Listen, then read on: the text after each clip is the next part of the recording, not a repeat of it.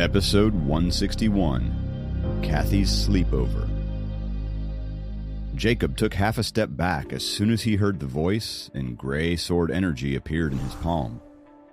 Tom took half a step forward and said, "Now, as an inspector..." Before he could finish his sentence, Jacob abruptly threw out the sword energy with full force. Startled, Tom immediately put up a golden light shield in front of him. But Jacob's gray sword energy penetrated the light shield and hit Tom on his chest, burning a hole in his black suit jacket. With a grunt, he backed off half a step and looked at Jacob incredulously. "How is this possible? His strength is beneath the first level. How could he hurt me?" he thought. Jacob's sword energy had even burnt Kenneth, the most successful cultivator in the mortal realm. The golden light shield Tom had hastily created was nothing. Lightning could easily break down the 5 elements in nature. This strike certainly doesn't belong to the dragon tribe. Tom suddenly remembered the girls who appeared by Jacob's side during the day. He hesitated for a moment before lowering his hands. "Today, I'll let you go. I'll settle the score with you at Sophie's birthday party," Tom threatened. After all, no outsiders would interfere in a small gathering of the dragon tribe. Ignoring him, Jacob walked around Tom and headed for the gate of the school. Tom turned and looked at Jacob until he disappeared around the corner. He didn't want to offend people before he understood the situation, so he had to clench his fists and control himself. Suddenly, Susan appeared in the darkness. "I am your opponent. Leave him alone," she said coldly. A white sword appeared in her hand. A huge surge of chilly energy instantly swept over the ground. Before she could use her sword, Tom flew into the sky like a reversed shooting star. He had been oblivious to Susan's presence when he was too busy sulking after Jacob. If she had launched a sneak attack, he wouldn't have been able to defend himself. He started to sweat. The long sword in Susan's hand turned into a sheet of white light when she struck it toward Tom. A golden weaving shuttle appeared in Tom's hand, and it blocked Susan's sword.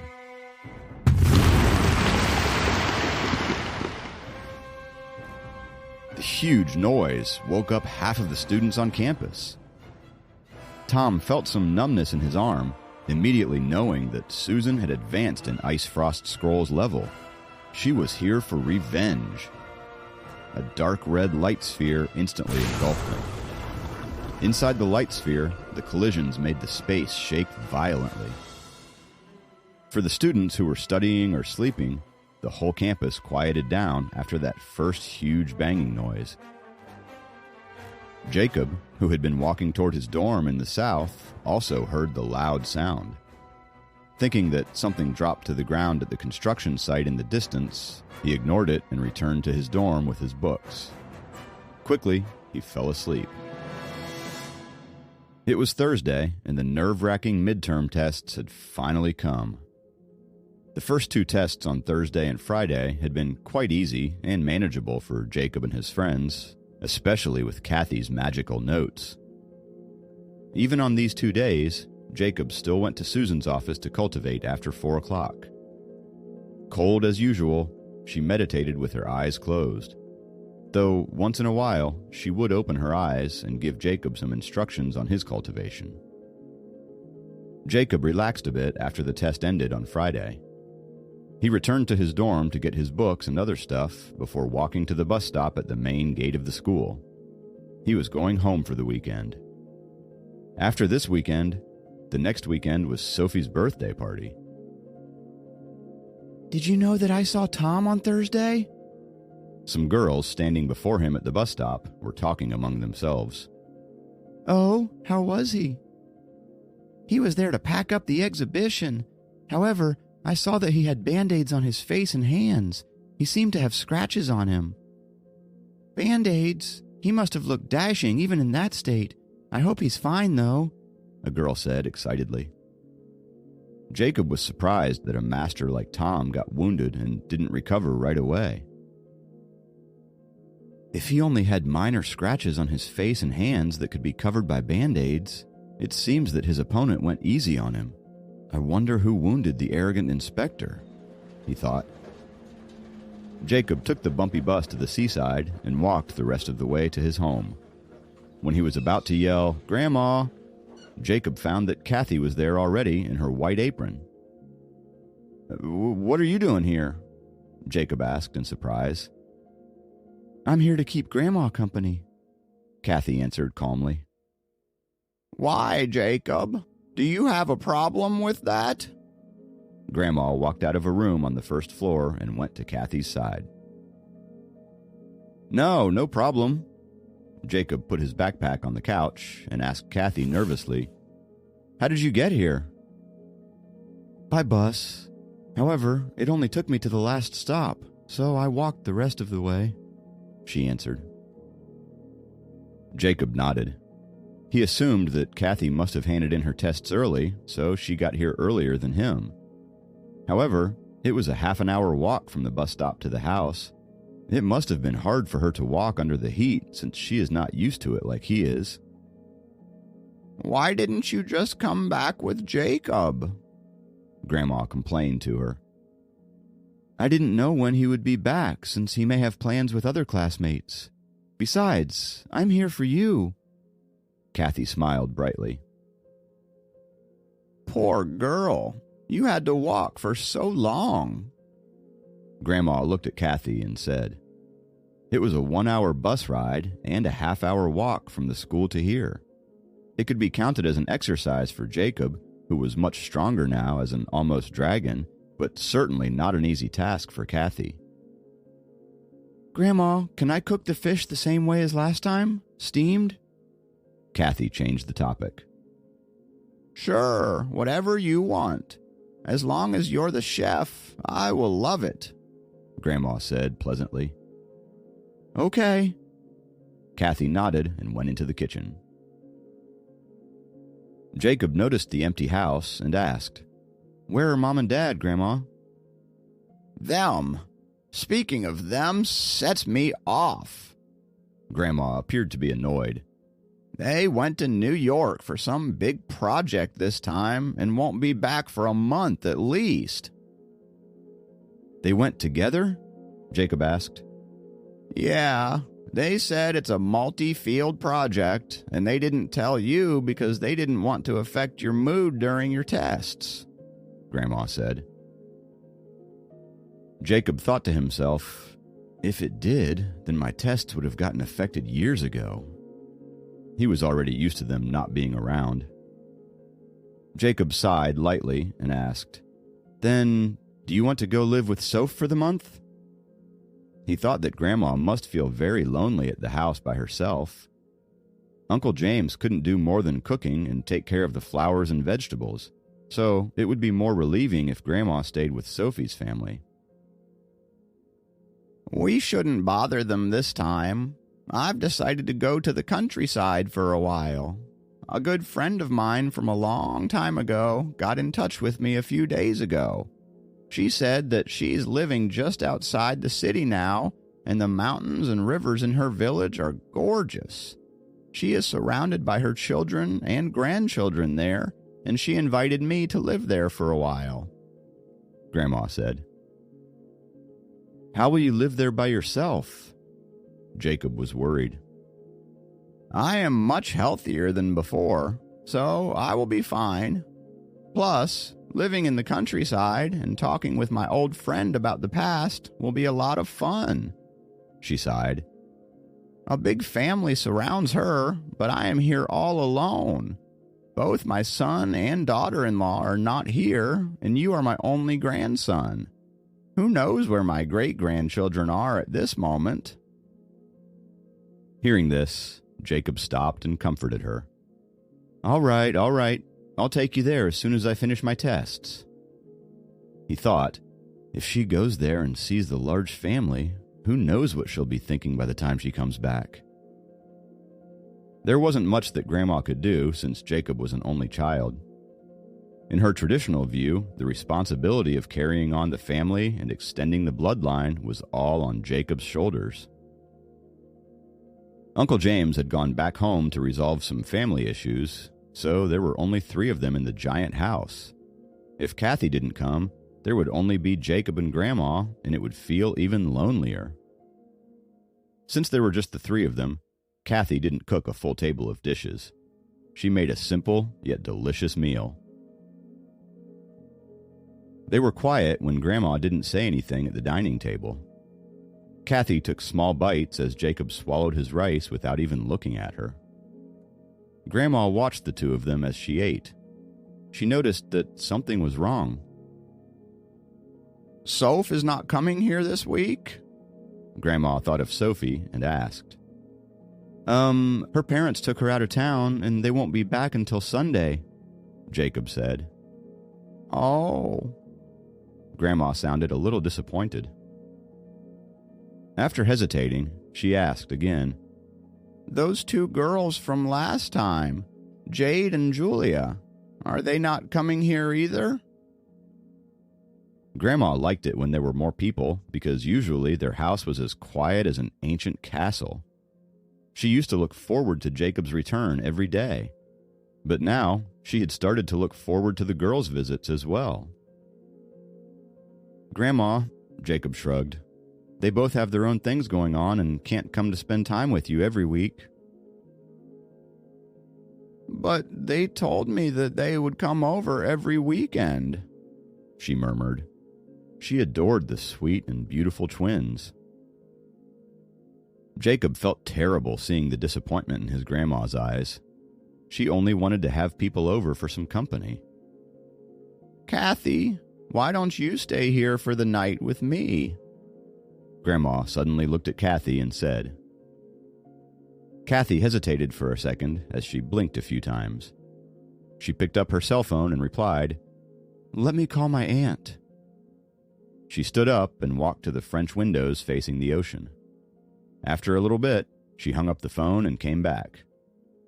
"My aunt said that it's okay if I'm staying at Jacob's place," she said. Grandma smiled happily at her answer, and it boosted her appetite suddenly as well.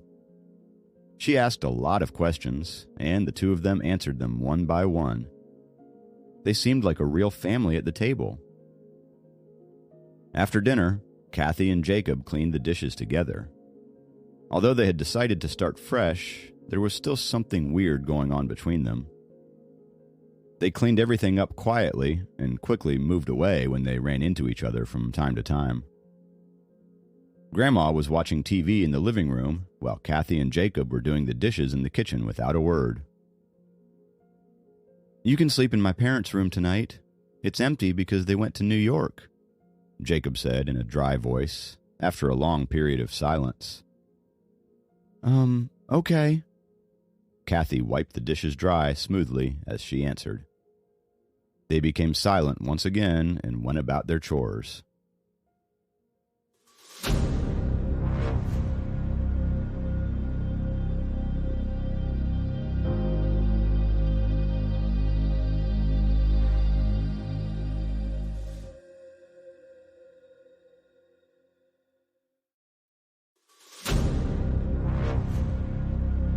Episode 162, Childhood Memories. The 2 remained silent. For Jacob, he was apologetic for making Kathy wait so long. Also, he felt like he was not worthy of her wait. Therefore, he did not know how to respond to her. On the other hand, Kathy was asking herself, "What am I doing?" After putting away the plates in the cupboard, they came out of the kitchen. Lying on her side on the sofa, Grandma was dozing off with the remote control in her hand. She was about to fall asleep. Being considerate as she was, Kathy walked over, picked up the jacket on the side, and laid it gently on Grandma. Kathy had worried about Grandma getting too lonely being on her own, as Walter and Mila were so occupied with their careers. That was why she made time to visit her today. Seeing that Grandma was dozing off while watching TV, she could imagine how Grandma usually spent her daily life alone at home. she felt a little heartbroken just thinking about that. "Ah, did you finish doing the dishes?" Rubbing her eyes, Grandma asked as she let out a prolonged yawn. "Why don't you guys go and get some rest now?" Somehow, Grandma's remark seemed a little ambiguous and dubious to Jacob. Sharing Jacob's view, Kathy also blushed at Grandma's words. Yet, Grandma had not realized the awkward feelings her previous remark had induced in them. Instead, she further added, "I had a dream just now. In my dream, Jacob had a lot of children, and they were all calling me great-grandma." "Grandma, I'm a man. How could I give birth?" Helping his grandma up from the sofa, Jacob found her dream both funny and weird. His grandma just laughed and did not explain herself any further. "I am getting sleepy, so I'm going to bed now. Since it is still early, why don't you two go for a walk along the beach?" Kathy nodded habitually at Grandma's suggestion. You should talk with little Carrot more. Now that you two have met again, how come you seem more distant?" Grandma turned to Jacob and asked. "I will. Grandma, you go and get some rest." Supporting Grandma by the arm, Jacob helped her into her bedroom on the first floor. Watching Jacob interact with his grandmother, Kathy realized that ever since the first year of university, it had always been his gentle and straightforward nature that attracted her. It never had anything to do with whether he was good-looking or not. "Let's go take a stroll around the beach," Jacob said as he came out of his grandma's room. "Sure," Kathy nodded lightly. The sand was very soft, and it was comfortable to walk on it barefoot. Kathy took off her shoes altogether and began to walk. The sound of the waves was also very gentle. Moreover, the sea glistened in the moonlight. As they were in a suburban area of the city, the air was fresh and the stars were brilliant. After walking along the beach for a few minutes, neither of them had spoken. "How did you do on your test today?" Jacob asked, after not finding any other topic. "Oh, today's test was not really difficult. I think it shouldn't be a problem to get at least a 90, Kathy replied. Jacob smiled helplessly. He would be immensely thankful if he could achieve a 70 on each of the subjects. When they were children, they used to go for walks along the beach, just like now. Though it seemed only a moment ago, they were now already in their early 20s. Ouch! Kathy suddenly bent down. "What's wrong?" Jacob moved closer. In the moonlight, Kathy could be seen furrowing her brows. I might have stepped on a piece of glass or something. Jacob quickly helped her to sit down and lowered his head to inspect her right foot. The bottom of her foot was bleeding a little as she stepped on a shattered shell. Jacob immediately scooped up some seawater with his hands to help her rinse the wound. After that, to prevent Kathy from getting hurt again, he ran to get her shoes and helped her to put them on. Intently watching Jacob's every move, Kathy was touched. When they were kids, Jacob always liked to pretend to be a big man and ignored all her crying. Only when things got out of hand would he come over reluctantly and try to calm her down. Now that he had gotten older, he had somehow become very gentle and chivalrous. "It should be all right. Let's go." Jacob grabbed Kathy's arm and helped her to get up from the ground. "The sand gets very cold at night, so you might get a stomach ache if you sit on it for too long." Yeah. Kathy felt a bit of pain in the bottom of her foot, yet she endured it as she did not want to appear weak. "I remember when we were little, I jumped down from that gigantic rock a few times. I always thought that since it was all sand underneath, it wouldn't hurt even if I fell. Come to think of it now, I don't understand how I was so daring as a kid," Jacob said as he pointed at a huge piece of black rock not too far away. I know, right? I even followed you and jumped off it myself. However, I ended up twisting my ankle and spent 2 full days bawling at home," Kathy complained.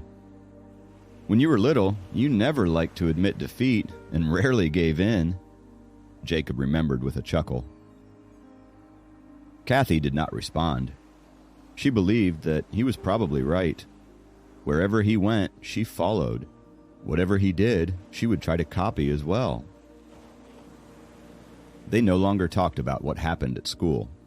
Instead, they began reminiscing about the memories they shared as kids.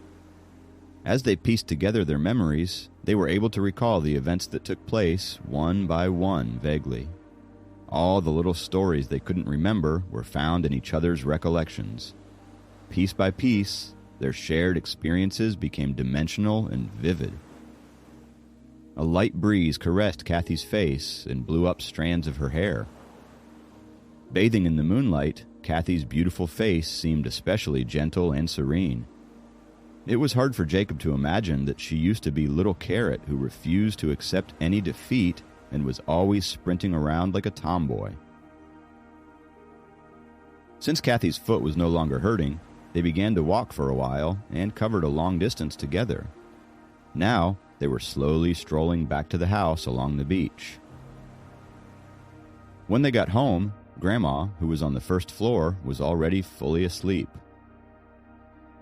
Jacob and Kathy tiptoed their way onto the second floor, then they each went back to rest in their own rooms. Kathy had not told any of her friends about the fact that Jacob was her childhood friend. Likewise, Jacob also did not mention anything to his roommates.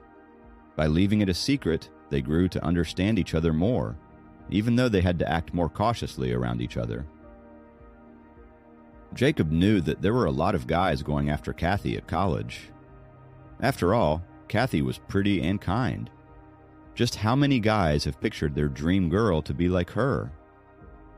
Jacob was also aware that many senior students on the student council tried to find ways to approach Kathy, but most of these guys feared Kyle and had never openly expressed their admiration for her.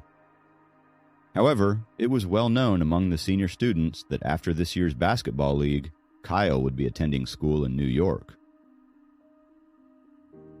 Gradually, the entire house went back to its original peacefulness and serenity. As the tides turned, Jacob woke up from a pleasant dream and realized it was already 10 o'clock in the morning. He crawled out of bed quickly and went over to check on the room next door. He found that the door was open and Kathy was nowhere to be seen. She wouldn't have left already, would she? Jacob got a little anxious suddenly. Still in his pajamas, he immediately went downstairs. As he reached downstairs, he found Kathy in a clean outfit, the one she had left here from last time. She was tipping her toes on a stool out on the balcony, trying to hang a quilt onto the rope that was suspended across the balcony's width. Grandma was seated inside and was enjoying the bread that Kathy had baked with a heartfelt smile on her face. "Grandma, what is she doing?" Jacob asked Grandma as he pointed towards the balcony. "What is she doing?" Grandma rolled her eyes at Jacob. "Kay got up early in the morning and went for a walk with me along the beach. She then made breakfast for me and even helped me wash my bedsheet and cover. Now she's trying to hang them up to dry. I was going to wake you up, but she said that I should let you sleep more since you've been studying very hard for your tests lately." "Oh," Jacob answered dully. Once again, his gaze moved towards Kathy, who was busying herself on the balcony.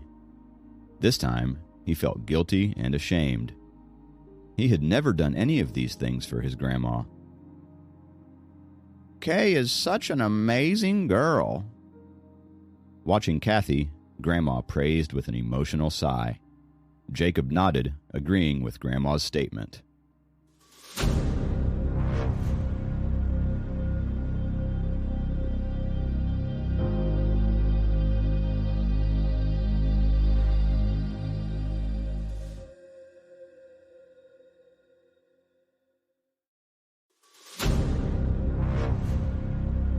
Episode 163, All-Nighter. Jacob then picked up another piece of bread and put it in Grandma's hand. "Grandma, you keep eating. I'll go check on her out there," Jacob said. He then ran over to the balcony, pulled open the door, and walked out. Kathy was still standing on the stool and was trying to stabilize the bedsheet with laundry clips. Seeing that Jacob had come out, she smiled at him. "You're up." Scratching his head, Jacob felt a little embarrassed. "Yeah, it was already very nice of you to visit Grandma. You don't have to help with the chores." "It's no inconvenience. After all, since your parents are not home, no one's here to take care of Grandma." Jumping from the stool, Kathy patted down the bedsheet that was still dripping a little before putting the stool back into a corner of the balcony. "From now on, you don't need to do these chores. I'll take care of them," Jacob said again. Kathy smiled and glanced at Jacob as she said, "You? I highly doubt that you'd ever think of helping out with things like these." Jacob laughed awkwardly. Indeed, when he came home to see Grandma every weekend, he had never thought of helping her wash her bedsheet or bed cover. "I left you some breakfast too. You should go eat it now," Kathy added. "Okay." Jacob turned around and went in. A very neatly placed breakfast was on the dining table. There was milk, pancakes, and hard-boiled eggs. Simple and healthy. "Grandma, I'm going to head back now." Kathy walked in to inform Grandma. "So soon?" Grandma was too fond of her to let her go. "Yes, it's almost noon. We have more tests coming up next week, so I have to go back and study," Kathy explained. "Aren't you in the same class as Jacob? Why don't you stay here and study together with Jacob?" Grandma thought of a good excuse. "It's okay. Jacob might get distracted if I stay here." Kathy smiled. "Grandma, you take good care of yourself. I will definitely come to see you when I have time." "Okay, all right then." Knowing that she could not convince Kathy to stay, Grandma got up and walked her to the door. "I'll give you a ride." Jacob quickly got up while trying to swallow a mouthful of milk. "No, that's okay. You should focus on studying. It doesn't take long for me to walk to the bus stop anyway. It'll be a good exercise."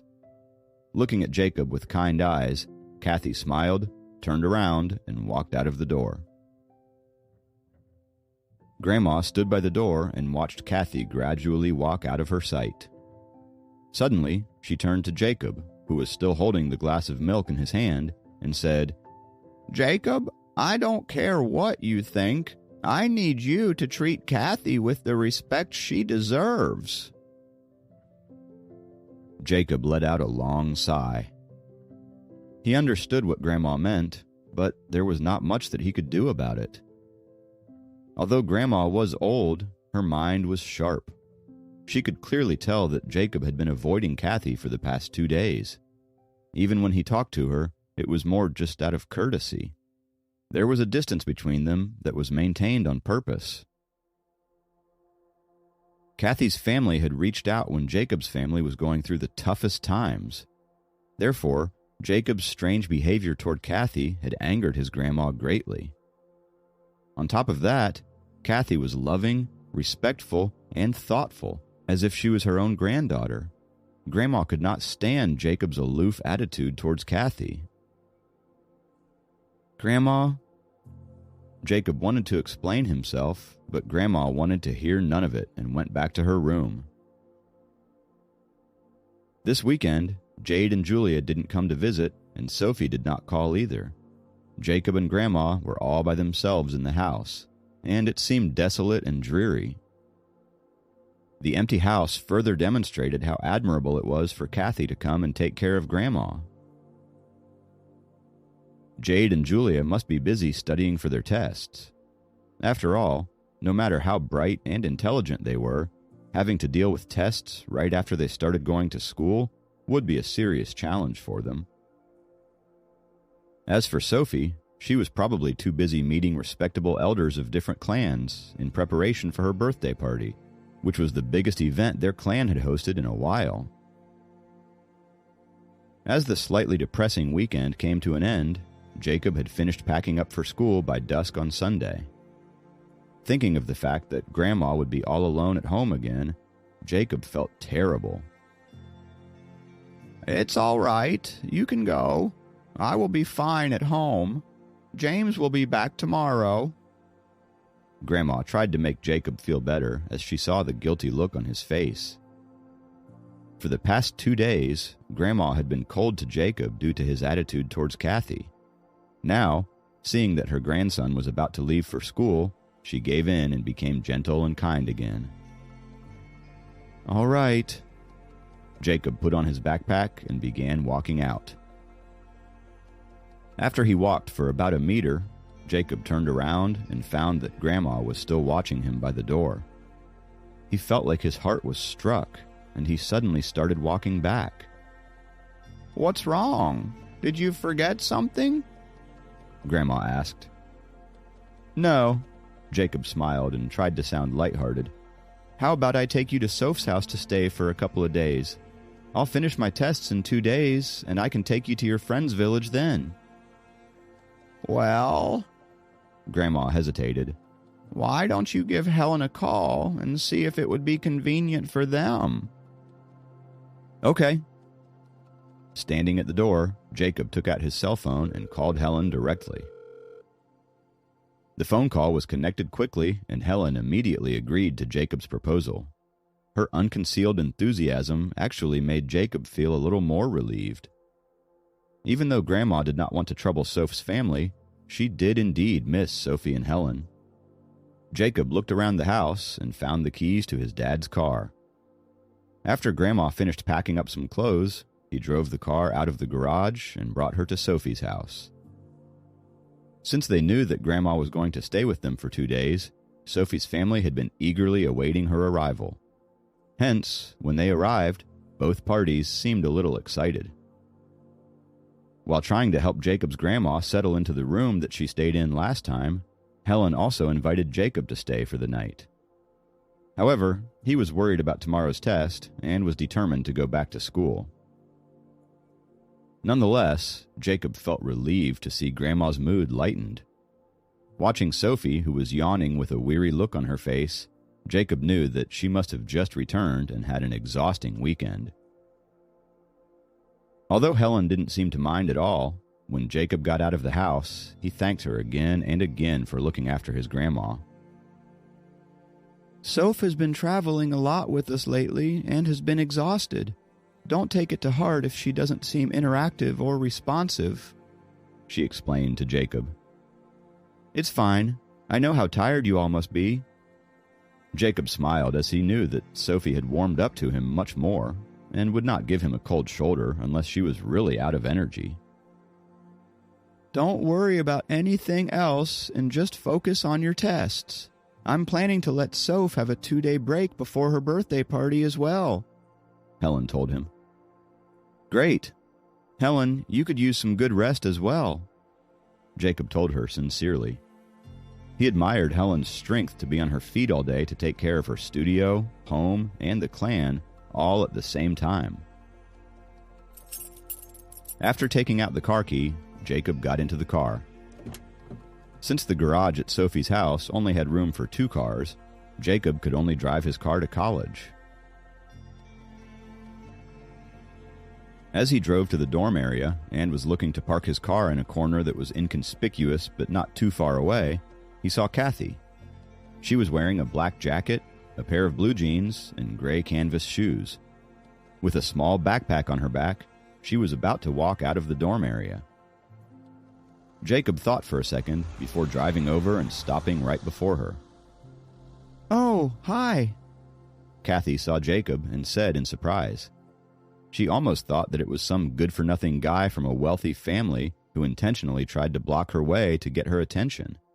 It had happened before when the news about her being Kyle's younger sister hadn't gotten out, and her brother had to come over in person and handle the situation.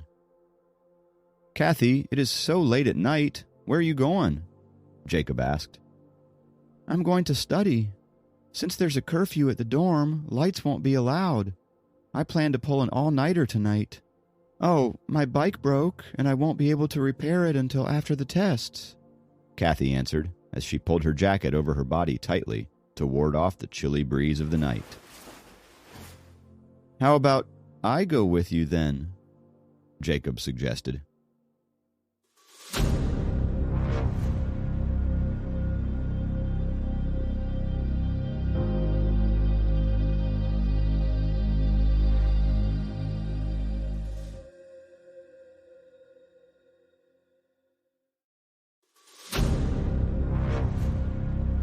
Episode 164, Soul Formation Cultivator. "That's okay. You don't have to." Kathy shook her head in response. "It's fine. I plan to stay up all night to study anyway." Jacob got out of the car and pulled open the passenger door for her. After a few seconds of hesitation, Kathy got into the car. It was warm and toasty inside the car, with soothing music playing in the background. It was a sharp contrast to the cold, piercing wind outside. When Jacob got into the car, he drove out of the dorm area and headed to the study rooms. Fortunately, the notes that he needed for his revision were all in his backpack, so he did not need to return to his room first. "I didn't know you could drive," Kathy said softly. "Don't make fun of me now. Driving is way easier than cooking," Jacob said as he drove steadily. "People would think that you're from a wealthy family if they see you driving this car on campus," Kathy added. "That won't happen. I've planned to park the car in a far corner before walking to the dorms. Are you worried that the snobbish girls in our class would cause me trouble if they think that my family is rich, Kathy?" Jacob asked, while slightly tilting his head toward her. Kathy raised her right eyebrow. "Don't put words in my mouth. All right now, focus on driving." "Actually, Kathy, your family's income is also pretty good, isn't it? You indeed keep a low profile," Jacob suddenly said. Kathy's father, Ray, had been continuously expanding his business in London and was the owner of at least 4 or 5 factories. His income was definitely far higher than what Kathy projected with her lifestyle. "That is the money that my parents make with their hard work. I only ask for a fixed monthly allowance. I still think it's important to be self-reliant and to make money on your own," Kathy replied without a second thought. Jacob respected how hard Kathy studied and knew that she was telling the truth.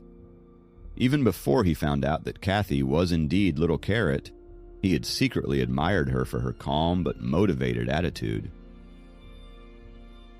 When they reached the building of the study rooms, Jacob locked the car and walked in with Kathy. As there were only 2 days of tests remaining, the number of students studying in the building had decreased enormously, and it seemed a lot quieter. Jacob did not plan to stay up all night to study, but he was concerned about letting Kathy stay up all night outside of the dorm by herself.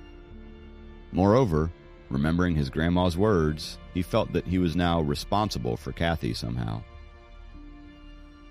Kathy noticed that Jacob was following her closely and understood his concerns. The fact that Jacob took the initiative to be her company was a big relief to her. This feeling of dependence and safety was hard to come by in any other way. The clock was slowly ticking away. The study rooms were open to students throughout the night. While reviewing for tests, Jacob had been practicing the spirit concentration scroll and did not feel sleepy at all. On the other hand, Kathy was unable to resist the drowsiness and had laid her head down on the desk for a small nap. The few other students in the room were all lying down and resting, and their positions were all different. If Jacob hadn't been there with her, Kathy could not have fallen asleep so peacefully. Even though her breathing was even and stable, she still looked uncomfortable and was restless in her sleep.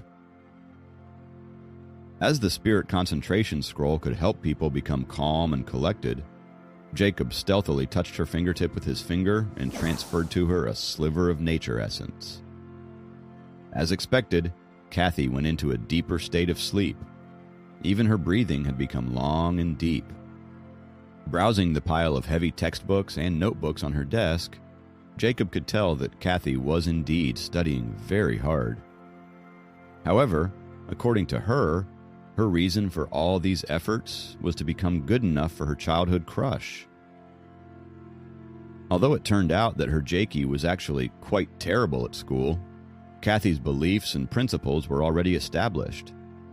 No matter what she was doing, she had always been inspiringly serious.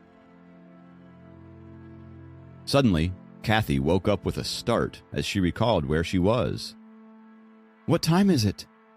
she asked Jacob, who was seated next to her. "It's 2 a.m, Jacob answered as he checked the time on his phone. Even he seemed to have lost track of time between his revision and stealing glances at Kathy. "Oh, there are still 2 books that I haven't gone through." Kathy sat up abruptly while rubbing her eyes. Then she let out an elongated yawn with her arms stretched out. Her actions were so natural and unpretentious that Jacob couldn't help but smile. He found her actions adorable. But soon he realized that he was staring and quickly put his head down and opened the book before him. Time went by quickly as they immersed themselves into studying. Since Jacob almost had a photographic memory, he was able to skim through all the notes for his upcoming tests quickly. Although he did not fully understand the stuff he just read, and did not acquire as much comprehension as Kathy, there shouldn't be a problem for him to pass the courses. 2 hours later, Kathy couldn't help but need another short break. Again, Jacob was still awake, as if he was guarding her while she slept. As Kathy commended Jacob's endless energy, she also appreciated his attentiveness. Yet, at the moment, her focus was entirely on the tests and had no time for any other thoughts. Soon, dawn had arrived quietly. Jacob silently moved his fingers that were touching Kathy's fingertip a moment ago. He was transferring slivers of nature essence to Kathy. More or less, it helped to nourish her body and ensure a sufficient level of energy. When Kathy woke up again, she did not have any feeling of soreness in her back or neck that she had expected. Instead, all the ideas and concepts she had in her mind became exceptionally clear and sharp. "This is weird. I feel like I'm not tired at all from this all-nighter," she marveled out loud. "Thank you for pulling an all-nighter with me. Let me treat you to breakfast," Kathy said as she started gathering her belongings. Kathy thought that the reason why she was able to sleep well was that she felt safe sleeping under Jacob's watch. What she didn't know was that Jacob had been sending her nature essence for 4 hours. That was an amount that required Jacob 8 to 10 hours of cultivation to acquire. "Sure. Thank you, Kathy." Jacob accepted the offer readily. After they finished packing up, they headed toward the cafeteria.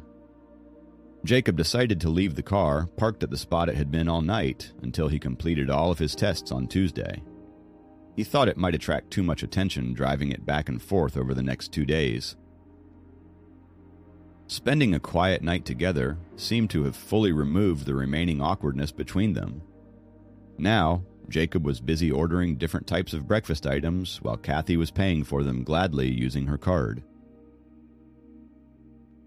As they entered the classroom to take their test, the atmosphere had once again become intense. Afterward, Kathy decided to stay up for another night to study, and Jacob continued to stay with her. Sam and the others were amazed to see Jacob and Kathy spending 2 consecutive days together. In their minds, Jacob had found great help, as everyone knew that Kathy was always the highest ranker on every test. Studying together with her would not only help with the development of their relationship, but Jacob would also not need to worry about failing any of the courses. Meeting their envious and dismissive gazes, Jacob did not bother explaining himself to them. He knew that certain things could not be explained, and he had so much going on in his life that he wouldn't know where to start explaining it anyway. He could barely make sense of it himself. Kathy finished her tests before Jacob, as always. After she was finally free from tests, Kathy went to the gate of the school to take the bus home. She did not hurry home after getting off the bus.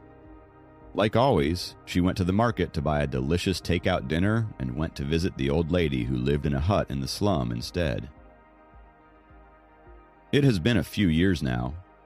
This lady had always lived alone, and her health condition was neither too good nor too bad this whole time. According to others, she had a son, but he rarely came to visit. On every weekend or holiday, Kathy would come to see her, and she had been doing this for quite a few years now as well. After all of her tests were over, Kathy felt a complete emotional release. As Kathy watched her eat the takeout food she bought, Kathy couldn't help but begin telling the old lady what was on her mind. She did not know whether this mute old lady could understand what she was saying, but she found it cathartic to be able to reveal her secrets to someone. Grandma, I have been in such a bad mood lately. I hope you don't mind me ranting. Next time I will tell you something more uplifting. After unburdening her mind for half an hour, Kathy said apologetically as she stood up and gently squeezed the old lady's dry hand. The mute grandma looked up at Kathy with her wrinkled eyes. She then reached out her hand and affectionately patted Kathy's forehead. All right, Grandma, I have to go now. We have a 2-day break after the tests. I will come to see you again tomorrow and the day after. Kathy walked to the door, turned around, and waved her hand before leaving. In the worn-down house, the senile and mute grandma sat silently on an old and shabby chair in the dusk. After a prolonged silence, she sighed deeply. Since the dawn of time, excessive affection often ends in regrets, just as good dreams are the easiest for one to wake up from. Suddenly, a blinding, 5-colored, godly light emerged and began moving in spirals beneath her feet. Soon, she disappeared entirely. If any of the elders of the dragon tribe were to witness this scene, they would undoubtedly gasp in disbelief, "Soul Formation Cultivator!"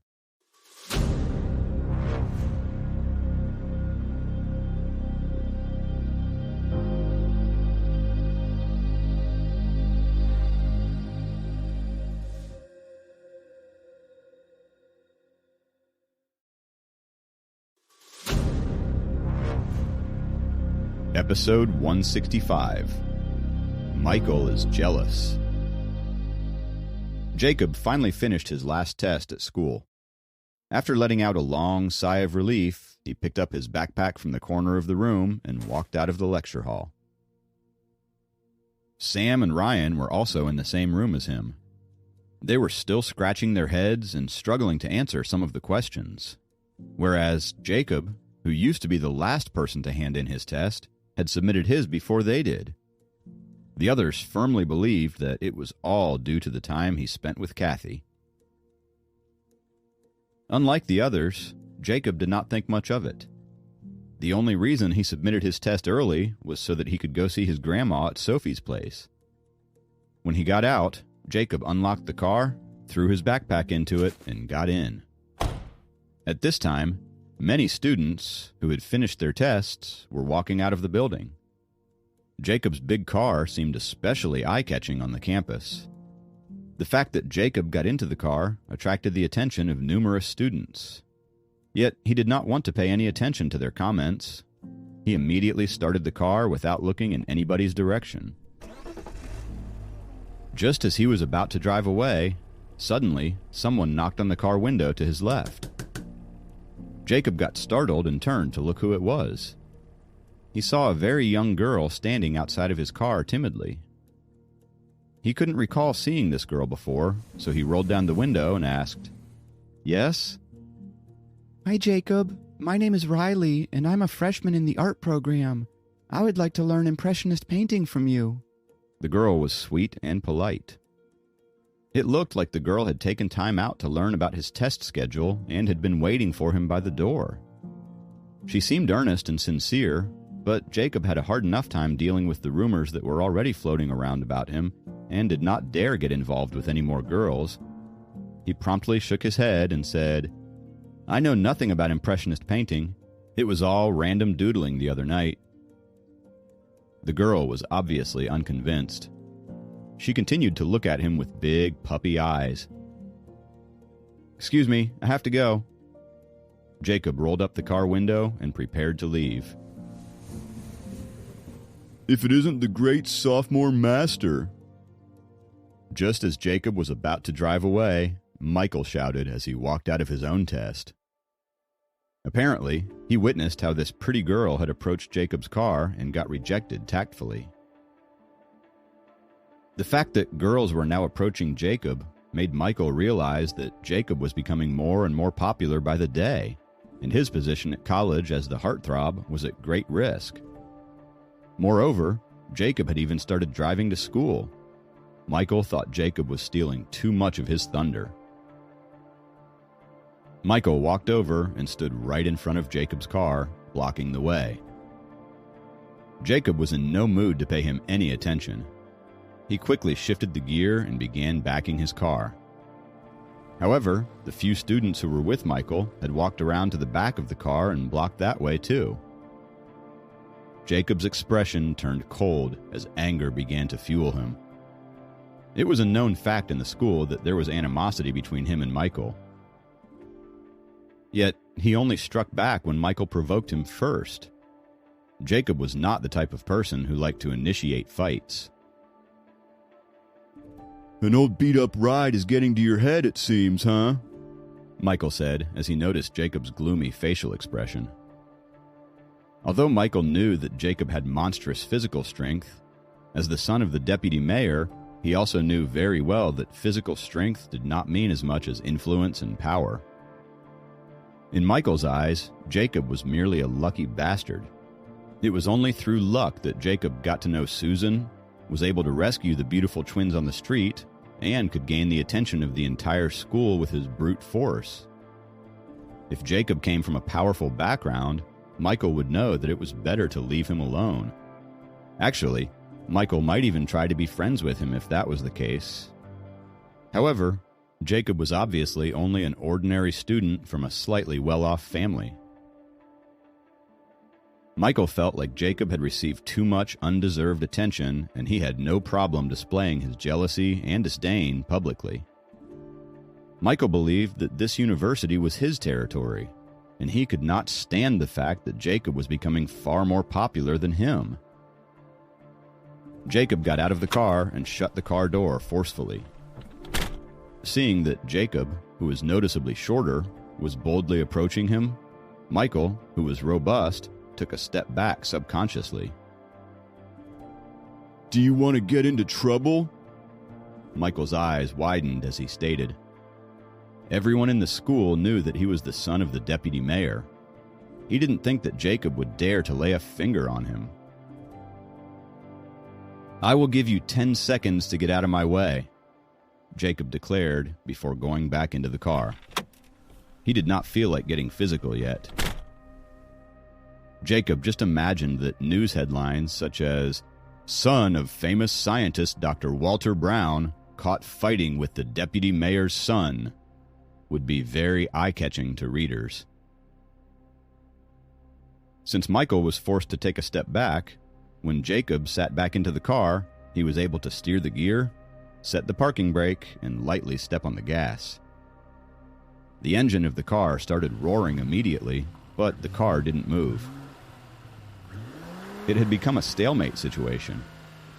Many students who were exiting the classes stopped to watch the commotion. This left Michael with no way out. He didn't expect that Jacob would react so calmly and put the ball in his court. He had started this argument in the hopes that Jacob would hit him in front of all the students and get into trouble again. While he didn't believe that Jacob would be bold enough to try to run him over with the car, he feared that Jacob would suddenly lose his temper. 10, 9, 8, 7. Jacob rolled down the window and started counting down in a calm and collected manner. "You really think you have the guts to run me over?" Michael was furious and stomped onto the hood of the car with his foot. Instantly, a footprint had been added to the previously spotless body of the car. 6, 5, 4. Jacob continued counting down without the slightest change in emotion on his face. Michael couldn't comprehend Jacob's strangely emotionless eyes. However, he could clearly tell that the footprint on the gleaming body of the car had infuriated Jacob. Jacob shifted the gear, and the car abruptly moved forward slightly. Due to the setting of the parking brake, the car did not dash forward, and only a cloud of dust was whipped up. The car was now growling like a ferocious beast. With the sun brightly shining down, a large sweat droplet slid down from the corner of Michael's forehead. His mouth was about to open to let out another provocative comment, but his brain stopped him at the right time. "I'll let you win this time." Michael promptly got out of the way. 2, 1. Jacob calmly finished counting down, released the parking brake, and stepped on the gas pedal. He drove out of the parking lot and headed out of the school with a smooth turn. He was glad that he hadn't lost his temper during the whole ordeal and was able to stay level-headed. Jacob drove directly to Sophie's house. Since his test had gotten over early, at this time Sophie was still at school and Dracon was at work. Helen was working from home to be by Louise's side. Jacob entered the house and told Helen that Grandma was leaving to stay at her friend's place for a month. "You're leaving today?" Helen was surprised. "Yeah, it takes 3 hours to drive over there. We should be able to make it before it gets dark," Jacob answered. In the past 2 days, he had done thorough research on the routes and duration of this road trip. "Sorry for the inconvenience I have caused you over the past 2 days. You are not even going to work and have been spending most of your time at home with me," Grandma said as she stood up. Even though Helen wanted to persuade Grandma to stay longer, she gave in when she saw that Grandma was clear and adamant about leaving. "I know Soph's birthday is coming up. I couldn't get her a gift this time, but I'll definitely get her something later," Grandma said regretfully. Helen chuckled. "Don't worry about it, Louise. I'm sure Soph doesn't mind. The birthday party this year will be a family affair, gathering mostly Dracon's relatives. I apologize for not being able to invite you." "That is all right. I'm anyway not used to such loud and energetic gatherings anymore. Let's meet up again when I return from my trip," Grandma replied. Then she headed to her room on the second floor to pack up her belongings. In the living room, Helen looked at Jacob and asked with concern, "What is wrong? Are you in a bad mood?" "No, I'm fine," Jacob said, shaking his head. "Friday night is Soph's birthday party. I was planning to let her take the next 2 days off to get some rest at home. How about she joins you on this little road trip of yours for the next 2 days instead?" Helen asked, seeking Jacob's opinion. "Maybe not this time. I'm just taking Grandma there and don't know much about what things are like over there. If I brought Soph, there's a chance she might not find it fun," Jacob explained. Helen thought for a second and added, "Don't put too much pressure on yourself. You have already achieved half first level in such a short period, and it is not an easy thing to do. Even if you don't reach the full first level, our clan can still manage." Just then, Grandma carried her luggage out of her room and Jacob hurried up the stairs to help. Although Helen had more questions, she had to keep them to herself in front of Grandma. Helen walked Jacob and his grandma to the door and watched them drive away. After letting out an airy sigh, she went back into the house. Jacob, who drove onto the highway smoothly, had still not uttered a word, which was very uncharacteristic of him when he was around his grandmother. "Jacob, you don't seem to be in a good mood." Grandma, seated next to him, couldn't help but notice. "It is all right." Jacob smiled lightly and continued driving. With hints of worry on her face, Grandma studied Jacob intently. After a while, she shook her head. "I need to remember that he's grown up now. I'm sure he can take care of whatever it is," she thought. "Jade, Julia, I'm fine. You don't need to follow me anymore. Just go back." Jacob suddenly lifted his head slightly and spoke to the small bell on his wrist through his mind. High up in the air, a green ray of light and a blue ray of light abruptly turned around.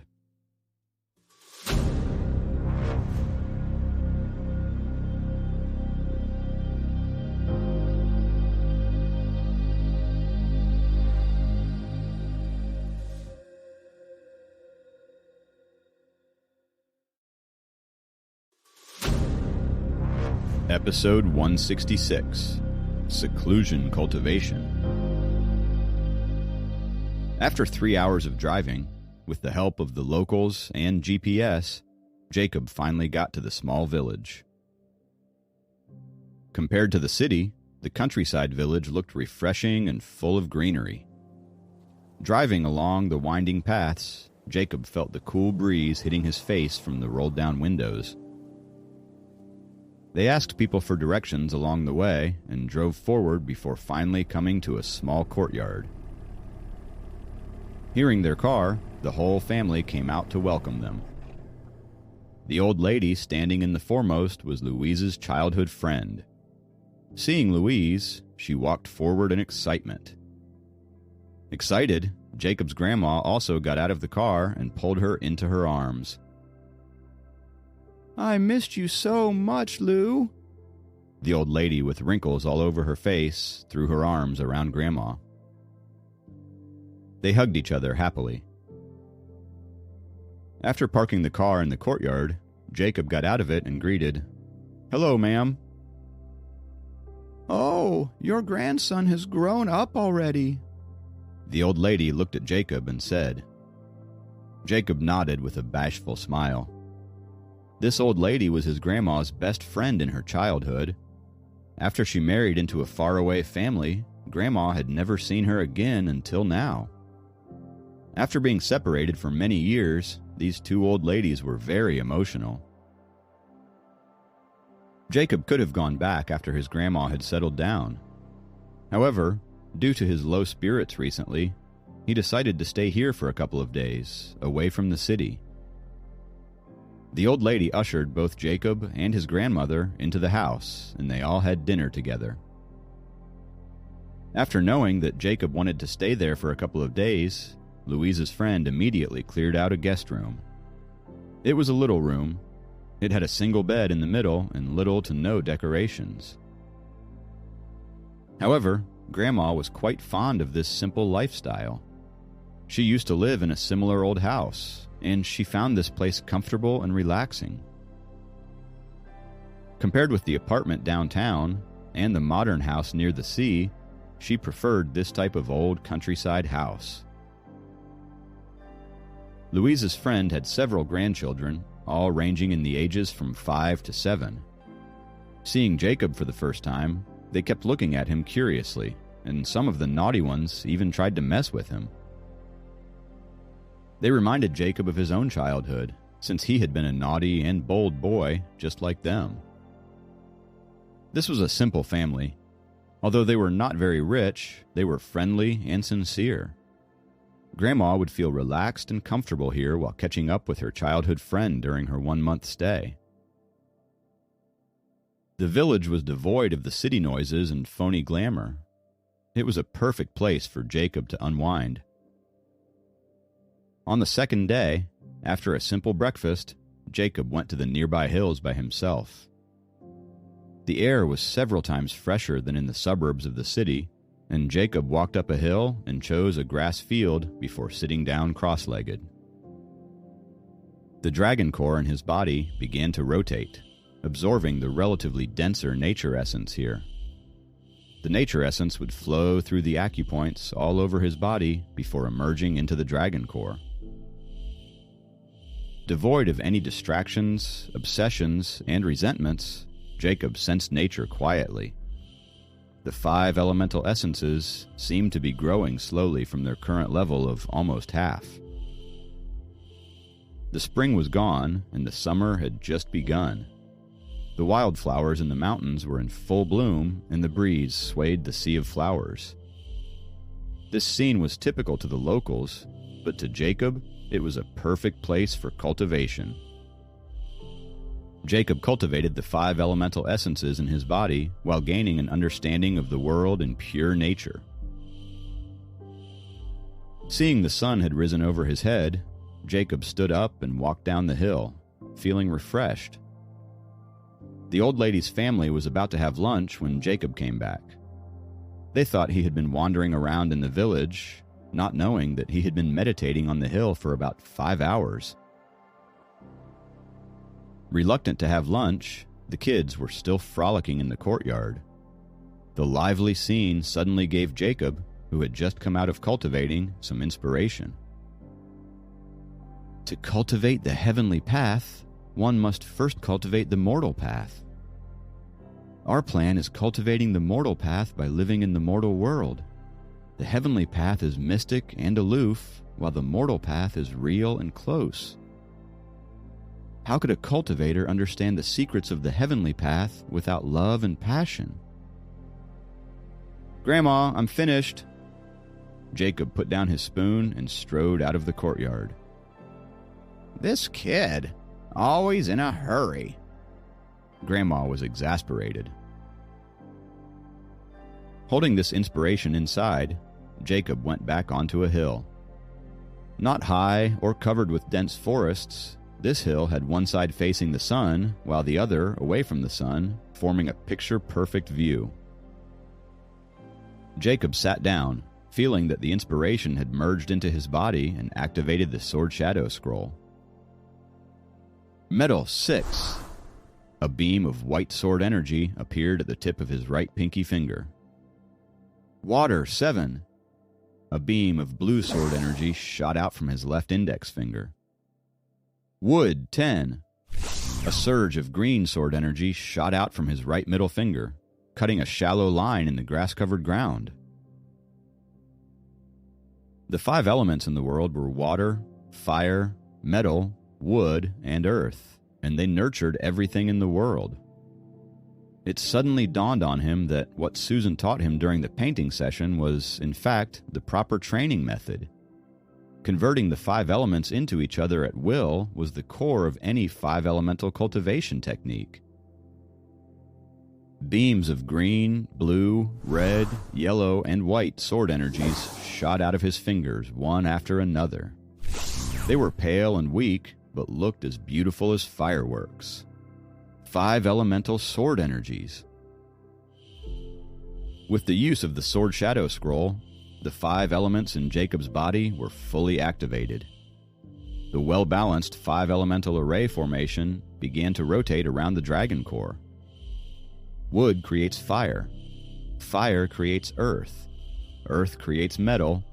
Metal creates water. Water creates wood. Those were the mutual creations of the 5 elements. Fatigued, Jacob exhaled deeply before lying down on the grass. The full circulation of essences according to the Sword Shadow Scroll had emptied him. The process of cultivation was the process of destruction and creation. It allowed for a constant expansion of one's limits. After replenishing the 5 elements in his body, Jacob felt like his cultivation value had broken through the previous limit. Compared with the ultimate cultivation value of 1, his cultivation value had now reached a little above half. He lowered his nature essence before gradually elevating his cultivation realm with the practice of the Sword Shadow Scroll. His method of destruction before creation was a success. 7th level masters would always put themselves in seclusion before making a charge toward the 8th level. Jacob's cultivation in the wilderness could also be called seclusion cultivation. When darkness began taking over the sky, Jacob walked down the hill and returned to the old lady's house to rest. Having not seen Jacob for almost the whole day, Grandma thought he had been wandering around the village. She was relieved when she saw him. She observed his peaceful expression and was happy, thinking that her grandson had finally gotten over his troubling thoughts. After dinner, Jacob went back to his room to continue cultivating. He hoped to make a breakthrough in 2 days, and that was why he had come here with Grandma and didn't take Sophie with them. He had been working hard on his cultivation recently, but he had also been troubled with the daily distractions. If he were able to cultivate peacefully every day like this, he believed that he would have reached the 1st level much earlier. Susan had kept herself away from all the unnecessary distractions in the city and focused all her attention on cultivation, gaining more understanding of the heavenly path and mortal path at the same time. That was why she had made one breakthrough after another and finally reached mid-tier 8th level. Jacob spent the whole night cultivating the Spirit Concentration Scroll and the Sword Shadow Scroll by turns, treasuring each small increase in his cultivation strength. Before he came here, he had been troubled with the thoughts of Sophie and Kathy. After he immersed himself in cultivation, nothing could disturb his mind. Jacob didn't even realize when the sun came back up. He wasn't tired at all because of the nature essence that was circulating in his body.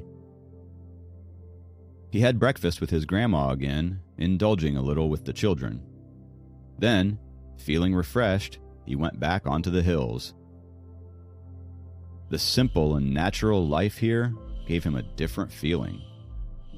Before he knew it, Jacob had cultivated for half a day, and his cultivation value seemed to have reached very close to being full. Now, he was more proficient in releasing the sword energies. However, the closer he got to the 1st level, the slower the cultivation process became. It seemed like there was an invisible veil blocking his path. Only half a day was left before his return, but the 1st level seemed to be just out of his reach. He had gradually mastered the techniques of the 1st level of the Sword Shadow Scroll, including releasing elemental sword energies and forming the sword energies in his palm. Cultivating the techniques could gradually increase one's strength, but the elevation in realms was a change in quality. If the cultivator couldn't gain a thorough understanding and the first opening in the Dragon Core couldn't be unlocked, it was useless to put more effort into practicing the technique. Only one step. Jacob felt like he was very close to the 1st level as his cultivation value indicated. Compared with before, when his power comprised mostly of water elemental essences, he now had a balance of all 5 elements. He was in the perfect state. Prince Jacob! General Arthur suddenly appeared in a gray, short-sleeved shirt. General Arthur? Why are you here? Jacob was surprised. The Dragon King sent me here to give you 2 immortal elixir pills. With both hands, General Arthur presented him with a small box with a smile. It's not easy to break through to the 1st level. The king just wanted to test you. I don't need them now. You can put them over there. Jacob pointed to the ground beside him. General Arthur was surprised, but he did as he was told. Taking a deep breath, Jacob sat back down and continued to charge at the breakthrough point through cultivation. He had kept Susan's instruction in mind. knowing that the realms achieved by elixirs were not stable, and he'd better not eat them if he didn't need to. The prince is such a hard-working cultivator. Only half a day is left, and he is still trying. General Arthur stood in the sun and thought. Excessive affection often ends in regrets, just as good dreams are the easiest for one to wake up from. A beam of 5-colored godly light flew across the sky, and a grain-sized spark floated down from the sky, blinding Jacob's eyes. He felt a burning sensation on his forehead, and the inscription on the monument in the Dragon Temple on top of the Wildcat Mountain suddenly came back to him from his memory. The 2 bracelets on Jacob's wrists broke one after another.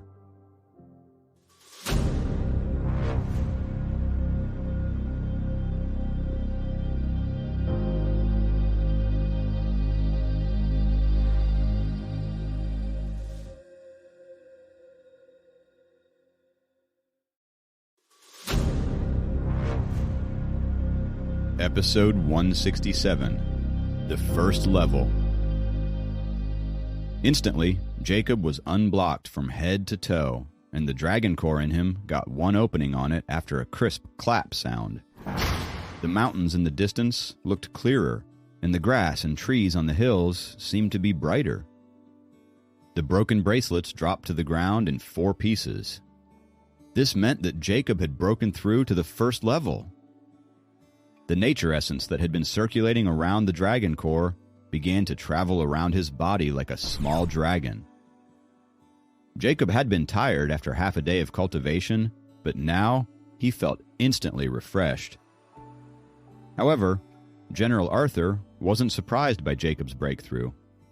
Instead, he was gazing up at the sky and murmuring, "Soul Formation Cultivator." Jacob controlled his strength and tried to get used to the power of the first level before asking General Arthur, "Soul Formation Cultivator?" General Arthur turned around and nodded.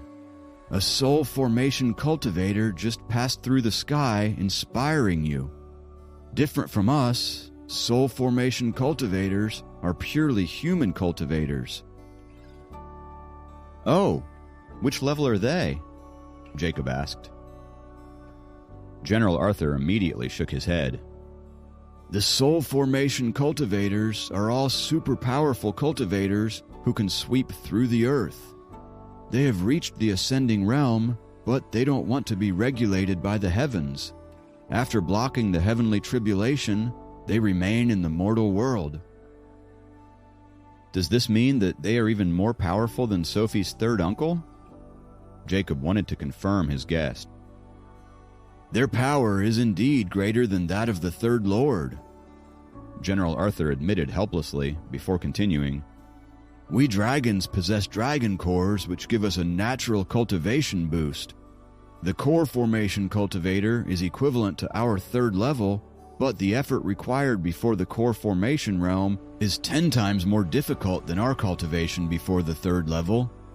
That is why it is thousands of times more difficult for them to reach the nascent soul realm compared to us reaching the equivalent of the 8th level.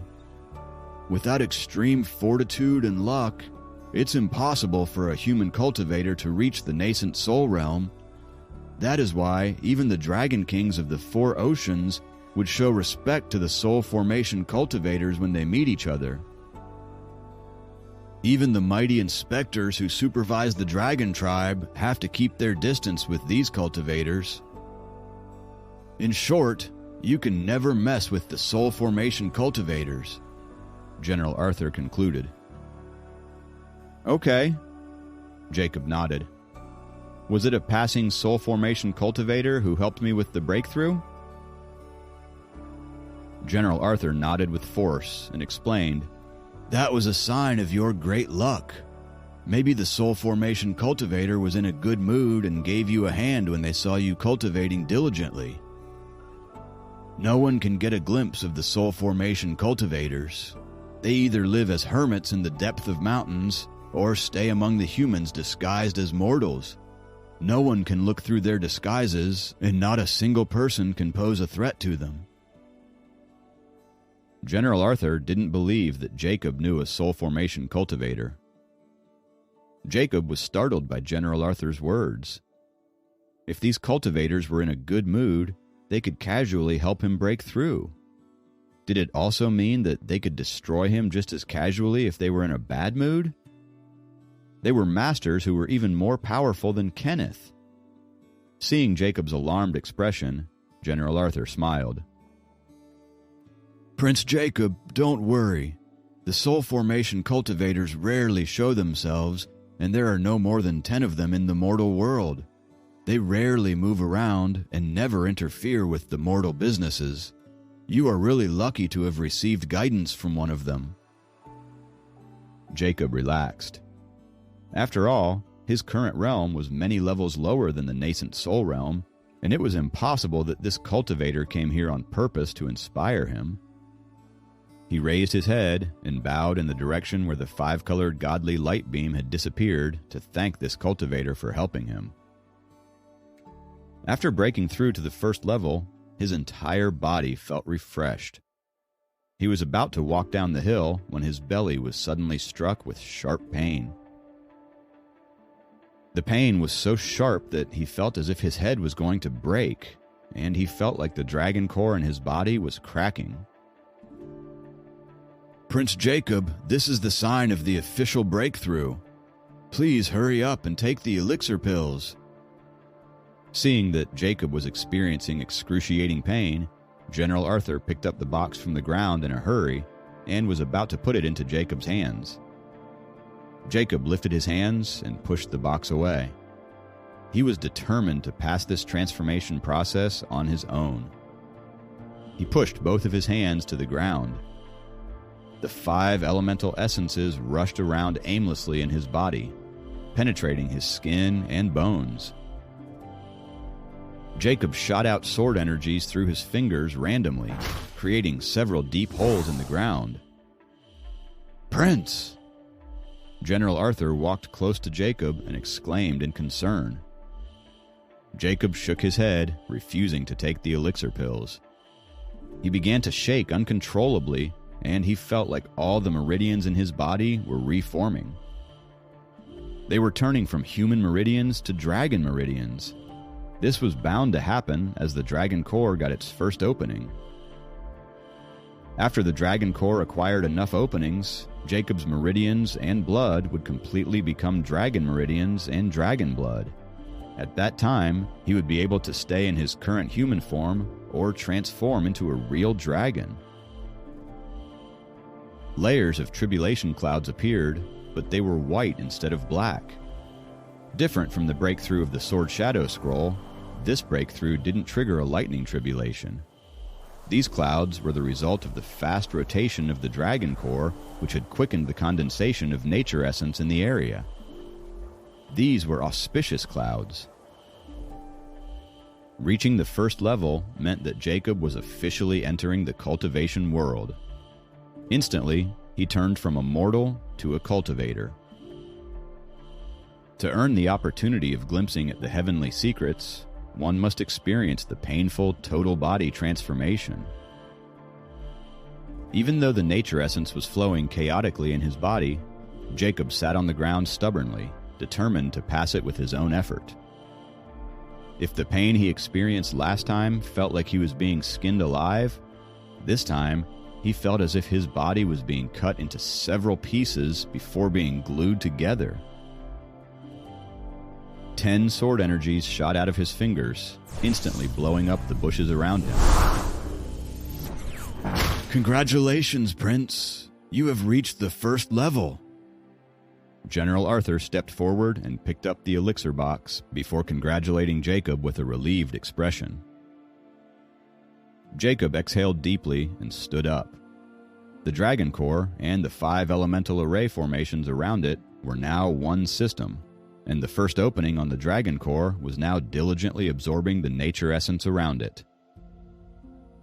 Dragon cores were the foundation of the Dragon Clan. Due to the dragon core's nature essence absorption ability, The dragons were capable of much faster cultivation speeds compared to human cultivators. After unlocking the first opening, Jacob was now a cultivator instead of a beginner.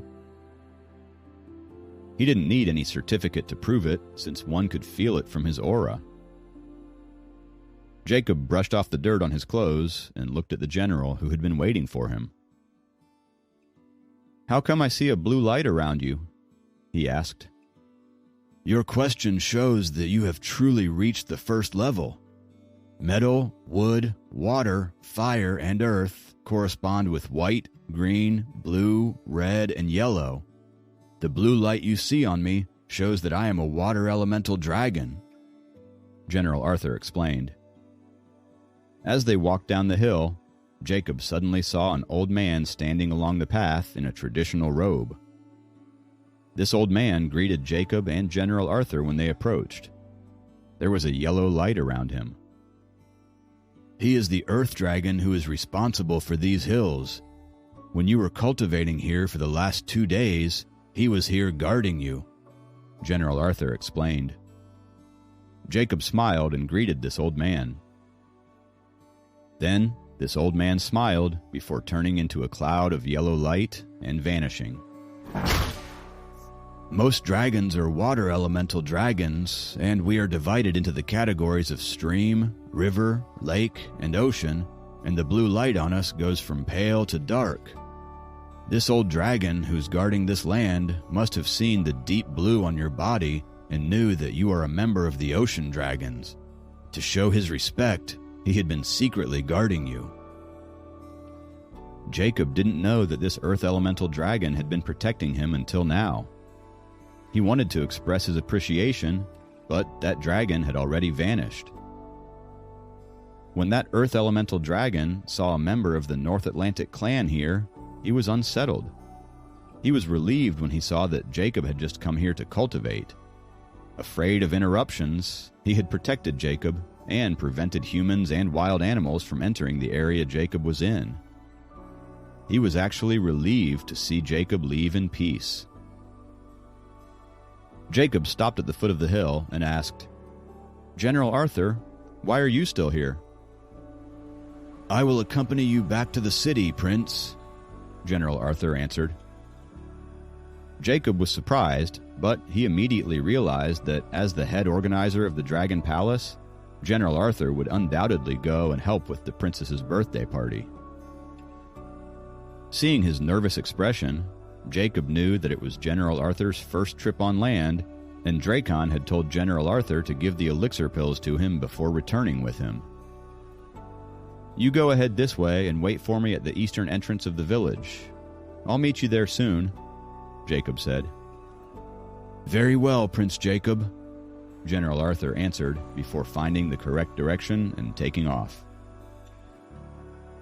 He looked so cautious, as if he was afraid of getting lost in the small village. Anyway, he was a 7th level master, and Jacob didn't think he would encounter any danger. After returning to the old lady's courtyard, Jacob told his grandma that he was going back today. Knowing that he had classes, she didn't try to keep him. After promising that he would call Grandma as soon as he got back to the city, he got into the car. After driving through several roads lined with trees on both sides, Jacob got to the eastern entrance of the village and called out to General Arthur, who could not stop looking around.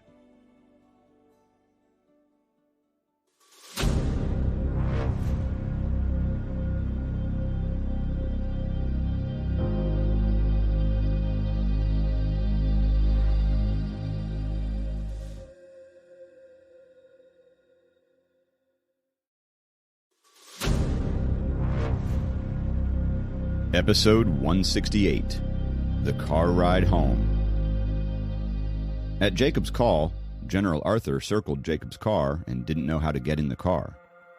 Realizing that General Arthur was a newbie on land and not familiar with cars, Jacob got off the car and opened the door for him. General Arthur touched the metal box tentatively for a while before climbing in. Jacob was amused. "General Arthur, don't worry. Just treat it as one of the treasures." Right. I have been overcautious, General Arthur said. Jacob started the car, and it began to move. As he looked out the window, General Arthur sat up nervously, not daring to move a muscle. The car began to accelerate when it got onto the main road. Just as Jacob was about to enter the freeway, 2 dashes of silver light slipped into the car. He turned and saw Jade and Julia sitting in the back seat, smiling. "Congratulations, Master," they said at the same time. "Have you been following me for the past 2 days?" "We dared not to disobey your order. We knew that you would be returning today, so we are here to welcome you back," Jade said. Jacob smiled helplessly, wondering if she was telling the truth. Although he had broken through to the first level, he still had some burdens on his mind. So, instead of responding to her, he turned to ask General Arthur, "You mentioned that the core formation realm is equivalent to the 3rd level, and the nascent soul realm is equivalent to the 8th level. Can you explain it to me?" By now, General Arthur had gotten a bit used to the car after sitting in it for more than 10 minutes. He relaxed his hands that had been tightly holding the handle on the door and coughed before saying, "There are almost no human cultivators in the mortal world, and the once popular cultivation methods were lost long ago. Prince, you don't have to pay much attention to it." After a moment of consideration, he continued, "Human cultivation is different from ours. Their cultivation realms are divided into 5 realms. The first realm is equivalent to the cultivation of our spirit concentration scroll. It's the basic stage, and only the ones who are in the second realm can be called cultivators. The second realm is equivalent to our 1st level, the 3rd realm is equivalent to our 3rd level, and the 4th realm is equivalent to the 8th level. After that is the 5th realm, and the cultivators in this realm can fly around the world at will, live as long as the earth itself, and shine as bright as the sun. Even though they are not heavenly immortals, they are earthly immortals." "Is the 8th level the pinnacle of a dragon? Is there a level equivalent to the soul formation realm?" "We don't have a soul formation realm. However, once we reach the top tier 8th level, we can activate the heavenly tribulation. After we pass the heavenly tribulation, we will become heavenly dragons," General Arthur said in high spirit. "Heavenly dragon," Jacob murmured, wondering which one was more powerful, the heavenly dragon or the soul formation cultivator. He turned to glance at Jade and Julia and found no light on them. He asked General Arthur, "Why don't Jade and Julia have lights around them?" "Prince, the colored lights and auras are the essences emitting from our dragon cores, and we use these colors to recognize each other. Since Jade and Julia have no dragon cores, they don't have lights around them," General Arthur explained patiently. He then asked General Arthur, "What color does Susan have? She has a metal water body type." "The metal water body type, if she shows her essence, the color should be purple. However, if the cultivators are 2 levels higher than you, they can easily disguise and cover their essences from you. If you don't see colored lights on someone, this person is either a mortal or a dragon who is 2 levels higher than you," General Arthur said. Jacob nodded as he thought for a few seconds. The lower-level cultivators had no secrets in front of higher-leveled ones. It meant that any cultivator who was at the 1st level or higher would see that he was at the low 1st level. After all, the brightness of the light emitted showed which level the cultivator was on.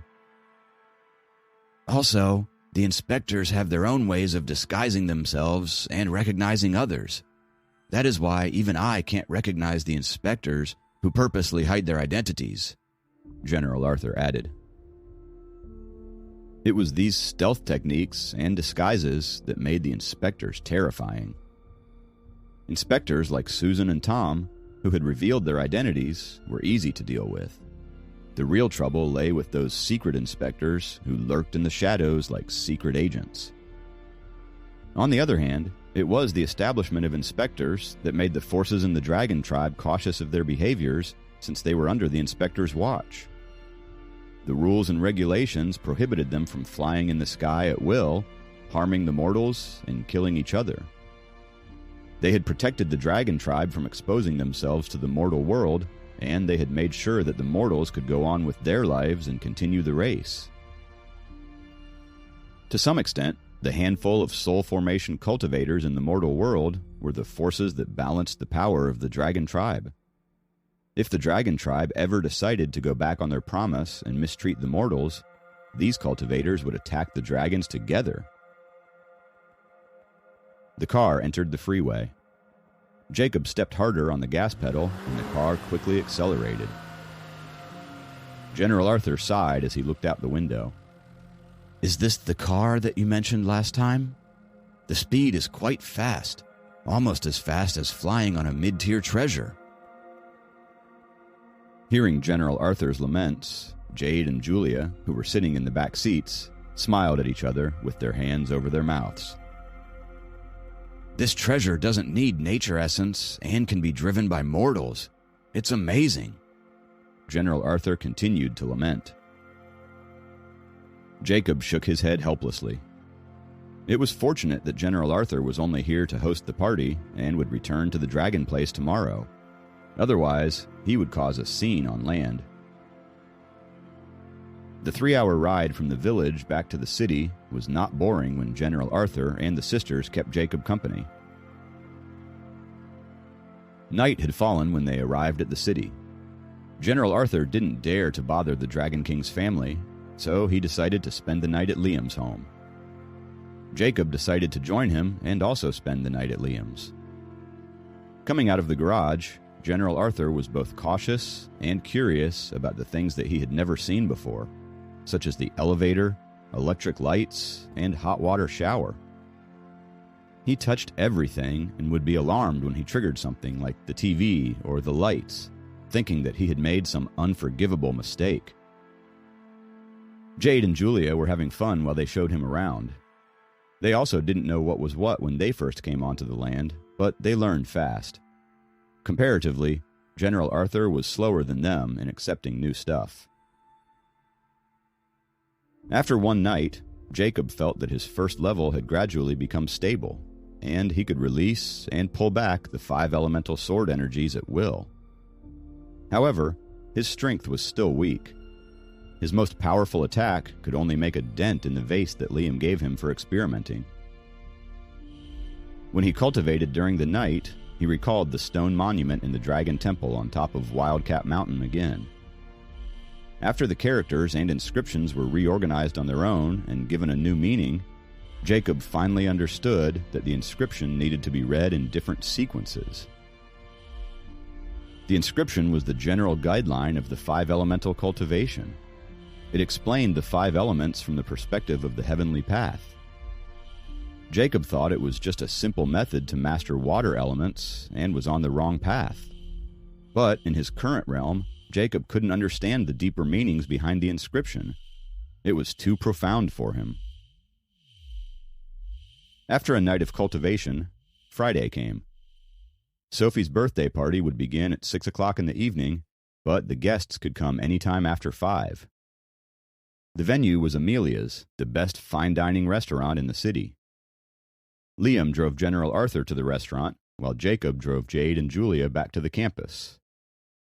Even though there was no class, there would be class conferences and talks with the counselor, and they would get their test results. Jade and Julia were a bit nervous about their results, since it was their first time taking such tests. They had considered sneaking into the office and taking a peek at the grades, but they decided against it due to their respect for Vice Principal Liam. Jacob stopped his car near the building in which the filmmaking department would be holding a conference soon. Jade and Julia were getting off here. "Master, we can't attend tonight's party. You must be careful." Jade and Julia were reluctant to go. "I will." Jacob was a bit nervous about tonight's party. When Jacob just parked his Ford, he saw a Mercedes-Benz stopping beside him. The window rolled down and revealed Michael's face. He took off his sunglasses and gestured at the steering wheel. "Sophomore, want to try this car?" Jacob ignored him since he had no interest in a test drive on campus. At this moment, Jade and Julia got off the Ford. Michael's eyes widened as he was surprised that the twins were in Jacob's car. "Goodbye, Master." Without even looking at Michael, they entered the building. Jacob saw Michael gritting his teeth. He knew that the twins really had an effect on him. He started the car and drove toward his own academic building. Most of his classmates had arrived, and they all turned to look at him when he walked into the classroom. Jacob, the non-existent nobody, had now become a celebrity in the college. With Jade and Julia following him everywhere he went, his fame was only amplified. Kathy, as the class president, walked up to the teaching platform in the front and announced the overall performance of the class and the major activities planned for next term. Then, the counselor went up and gave a lecture about the overall development and some problems in the class. The test results were handed out to everyone except for a few who needed to go to the counselor's office. They would have to have a private talk with the counselor before getting their grades back. Sam and his friends all got their report cards. They were exhilarated when they found that they had passed all their exams. Kathy's notes were indeed helpful. However, Jacob was one of the few whose result was kept with the counselor. After the class, he needed to go find the counselor and have a talk. These students were either those with poor grades and might be expelled, or those who have repeatedly broken the school's regulations and needed a warning. The students went in for the talk one by one. Half an hour later, it was Jacob's turn.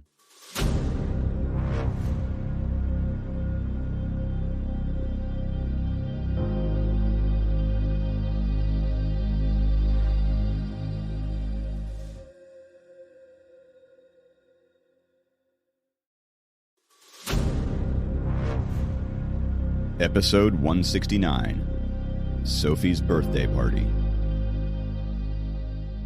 Faced with the counselor he rarely saw, Jacob didn't know what to say. "Jacob, your problems are quite complicated. I've seen your file and found that your entrance examination score was quite high. However, during the last 2 years, your academic performance just hovered above the passing line." The counselor looked up at Jacob and said. Knowing that academic performance was not the issue, Jacob waited for her to continue. "You had a conflict with Michael a few days ago. The school doesn't encourage students to drive in the school, and what's more, you even tried to crash into Michael with your car. Do you know that this is a very serious issue?" The counselor's tone got sterner. "Do you know that Michael is the deputy mayor's son? If anything happens to him, can you bear the consequences?" She pointed out the key issue. Jacob remained silent. "Our program can't afford students like you. The art program is interested in your painting talent and asked us if we could transfer you to the art program. I think it might be a good fit since many of the students in their program drive to school," the counselor said. Hearing her bullet-like words, Jacob was enraged, knowing that the reason for this talk was that Michael was the deputy mayor's son. Then, the office door suddenly opened. "Jacob, you drove to school today, right? Give me the car key since I need to go out to run some errands. I'll call you this afternoon and we'll leave together." Susan entered suddenly and said to Jacob, "Okay." After digging out the car key from his pocket, Jacob tossed it to her. Susan caught the key and left the office without saying anything else. The counselor looked at Susan before turning to look at Jacob, who still stood in front of her. Perhaps the students were not clear about Susan's background, but the teachers were. A couple of days ago, the principal scolded her for what she had done in the exhibition. A few minutes after she left his office, the principal received a call from the provincial education office and was reprimanded harshly because of a minor issue at the university. They concluded that Susan was related to someone in the provincial government. According to the teacher's conjectures, Susan was from a very influential family. At this thought, the counselor's expression changed from stern to soft. I just wanted to remind you that Michael is the deputy mayor's son, and you should try not to make the conflicts between you two worse. My reminder is for your own good. As to the issue with the art program, you can think about it, and I will not make it hard for you. Okay. Thank you for your concern. Jacob nodded. That's all. Oh, this time you did well on your exams. Keep up the good work. The counselor smiled at Jacob before digging out his corrected tests from a drawer and handing it to him. Thank you. Jacob backed out of the office with his report card. The counselor in the office exhaled deeply and raised her hand to wipe the sweat from her forehead. Walking out of the building, Jacob opened his tests and saw that all of the grades were above 85. He didn't dare to return to his dorm with the report card, afraid that Sam and the others would kill him with just the killer look in their eyes. He ate lunch alone and found a spot to rest. He knew that Susan would find him here. Sure enough, after Jacob had cultivated the Sword Shadow Scroll for 2 circulations in 2 hours, Susan walked into the cafeteria with the car key dangling on her fingers. Let's go. She stopped in front of Jacob and tossed the car key at him. Jacob caught the key and realized that it was not the key to his Ford. Since flying is not allowed in the city and the traffic is bad, the elders from the depth of the mountains and forest dared not to venture into the city after arriving at the edge. Therefore, Helen drove your car to pick them up. Susan led Jacob out of the cafeteria as she talked. Sure enough, Jacob saw Helen's Ferrari parked in front of the cafeteria. You drive. Susan got into the passenger seat. Jacob had no choice but to start the eye-catching Ferrari and drive to the main gate of the university with Susan sitting beside him. Michael, who was driving the very expensive Mercedes-Benz with several buddies, suddenly saw the limited edition Ferrari, which cost about 10 times his car, flashing past him with Susan sitting inside. And the driver of the luxurious sports car was none other than Jacob. Susan glanced at Jacob's bare wrists. You broke through, right? Yeah, Jacob nodded. Susan remained silent. In fact, she had sensed it when the bracelets broke, knowing that Jacob had made the breakthrough. The first level was not difficult to achieve, but it was the dividing line between the mortals and the cultivators. However, Susan thought that he had made the breakthrough with the aid of elixirs. She knew that the clan would help him at the last moment, since they were determined to make him a member. However, the realm achieved with elixirs would negatively affect future cultivation. Every single breakthrough needed to be achieved through inspiration. Without inspiration, the realm wouldn't be solid. Just like a building, it won't be tall if the base was unstable. What's your relationship with Kathy? Susan asked abruptly.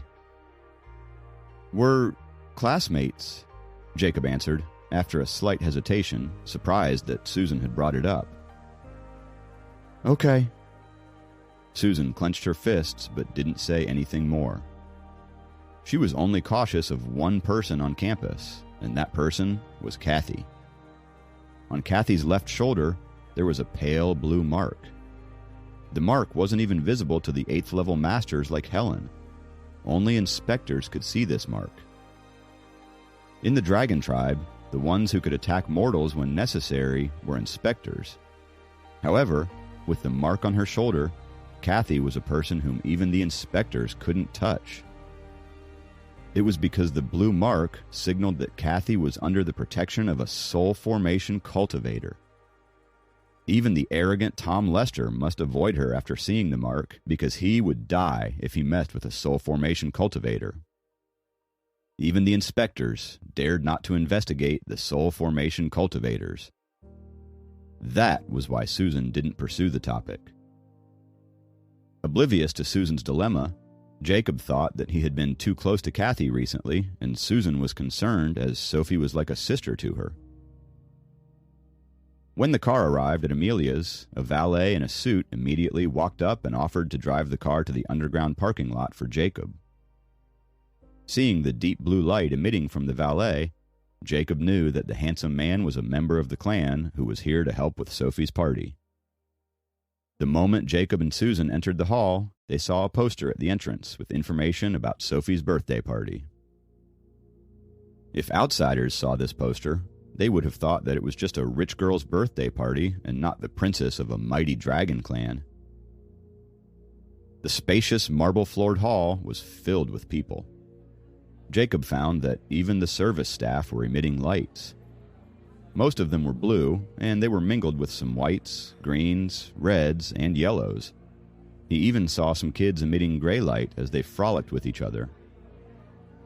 In the corners of the hall, there floated about a dozen red energy spheres, and there were kids in there who emitted blue lights. The kids inside the spheres were having practice battles, and the other kids gathered under the light spheres and watched. The thing was that the blue lights on these kids were as bright as Jacob's. It meant that these kids, who were about 7 or 8 years old, were as strong, if not stronger, than Jacob. Watching the different lights moving in the hall, Jacob felt like he discovered a whole new world after reaching the first level. By reaching the first level, he had now officially entered the world of cultivation. "What are those gray lights?" Jacob asked. "They are still cultivating the spirit concentration scroll and have not yet reached the first level. They are here with the elders to enrich their experience. Don't you see how young they are?" Susan said. At a closer look, Jacob found that the ones with gray lights were just 5 or 6-year-old kids. That meant, before his recent breakthrough, he had been in the same realm as these little kids. Even after he advanced, he was now in the same realm as those 7 or 8-year-old kids, and these kids were all able to create their own energy spheres to battle in, something Jacob didn't know how to do yet. "As an inspector, it's not proper for me to walk with you. You should go on by yourself." With that, Susan parted ways with Jacob. Spotting Jacob, Elder Frank, who was responsible for greeting the guests, hurried over to him. "Prince Jacob, here you are." "Elder Frank." Jacob nodded to greet him. He didn't see Elder Frank often, but among the strangers in the hall, Elder Frank was a familiar face. "Miss Sophie's birthday party will begin in 2 hours. Prince Jacob, please go ahead and get prepared for it." He took Jacob's arm and walked him to a waitress. "Prince, this way," the waitress said softly. Only now did Jacob realize that he was dressed too casually for this occasion. Due to his lack of experience, he had not thought of dressing up at all. The waitress led Jacob into a dressing room, and the makeup artist in the room was emitting a blue light as well. She was also a member of the clan. In fact, all the service staff in the restaurant were members of the North Atlantic clan, since Dracon had booked all 3 floors of the restaurant and it wasn't open to the public. The makeup artist called Jacob over, and a stylist came to him to get his measurements. Then, Jacob went into a fitting room to change into a black suit. He walked out, and before he had time to look in the mirror, the makeup artist and the hairstylist walked over and pushed him into a chair. They began to work on his face and hair. To get Jacob relaxed, the makeup artist started to chat with him. During their chat, Jacob learned that the restaurant was, in fact, the property of Elder Frank, and Elder Frank had chosen a service team that comprised of North Atlantic clan members for this gathering, making it the safest place for the party. From their conversation, Jacob also learned that, besides this luxurious restaurant, Elder Frank also managed a martial arts school that had trained a lot of bodyguards from the North Atlantic background. Of course, the Mortal Masters trained in his martial arts school had placed in a lot of national competitions. In other words, Elder Frank was quite a figure in the city, handling all the minor issues for Dracon. After a full hour, the makeup artist and the hairstylist finally stood aside. Their work was done. Jacob could finally stand up and look at himself in the mirror. Suddenly, with 3 claps, Tom walked in wearing a silver suit. He lowered his hands and stared at Jacob. "There's a saying that applies to you. Gold and jade on the outside, but garbage and trash on the inside," he said.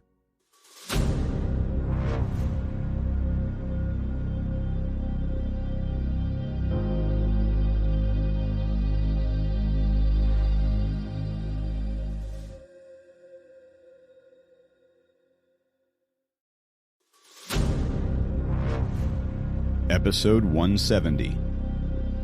Issuing the Challenge. Jacob turned his head and found Tom's blue light quite dim. It seemed like he was on the 2nd level, which was only 1 realm higher than Jacob. Jacob remembered that General Arthur had told him how the inspectors had ways of hiding their original realms from the clans for their benefit. The makeup artist and the hairstylist had the same impression.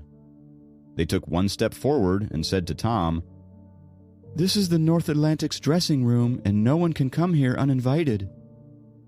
Suddenly, a surge of energy was released from Tom's body.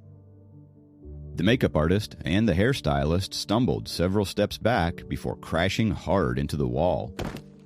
Although Jacob was prepared and didn't fall back by holding onto the edge of the dresser, he felt an uncomfortable pressure on his chest. "This is what you get for disrespecting an inspector." With a snort, Tom turned and walked out of the dressing room. The makeup artist and the hairstylist rubbed their chest and could breathe again after a good while. They walked to Jacob and said, "Prince, sorry for the trouble we caused you." "No problem." Jacob smiled at them. "It's just that I may have dust on my face and the hair is messed up." "It doesn't matter. We will do it again." They stood before Jacob and got busy once again. Looking back at the door that Tom had walked out from, Jacob clenched his fists. Strength spoke loudest in the world of cultivation. If he had reached Kenneth's realm, even an inspector like Tom wouldn't dare to mess with him. After another 15 minutes, Jacob once again looked handsome and refreshed in the mirror. "You are late," a voice sounded in the dressing room. Dressed in a blue and white striped blouse and a classic long skirt, Sophie appeared by the door. She had both the elegance of a princess and the cuteness of the birthday girl. Her outfit was obviously another masterpiece by Helen. She had light makeup on, which accentuated her beauty, and she would look stunning at the party. "I arrived long ago, but I stayed in the dressing room the whole time," Jacob said. "Why do you need all this hair and makeup?" Sophie walked to where Jacob was sitting and asked curiously, as she had never pegged Jacob as a guy who liked dressing up. Jacob was speechless and thought, "Well, I had to match your level of beauty, didn't I?" But didn't have the courage to say it out loud. The makeup artist and the hairstylist were making the final adjustments. They didn't dare to mention the incident with Tom. "It's done." They stood back half a step and said. Jacob stood up and moved to stand in front of the mirror. Staring at the man with a tall figure, a handsome face, and graceful movements, Sophie almost didn't recognize Jacob, who was in the black suit. She stared at him while taking 2 steps back subconsciously. Jacob wanted to ask her how much time was left before the party began, but Sophie said, before he even opened his mouth, "You look handsome." "Oh, thanks?" Puzzled, Jacob blushed a little at the unexpected compliment. He then asked, "When will the party begin?" "In..." Sophie looked down at her sleek golden watch. "About half an hour." "Where are your parents?" Jacob asked. "They are also getting ready." Seeing Jacob walking toward her, Sophie suddenly became nervous. Something about seeing Jacob in a formal suit was making butterflies dance around in her stomach.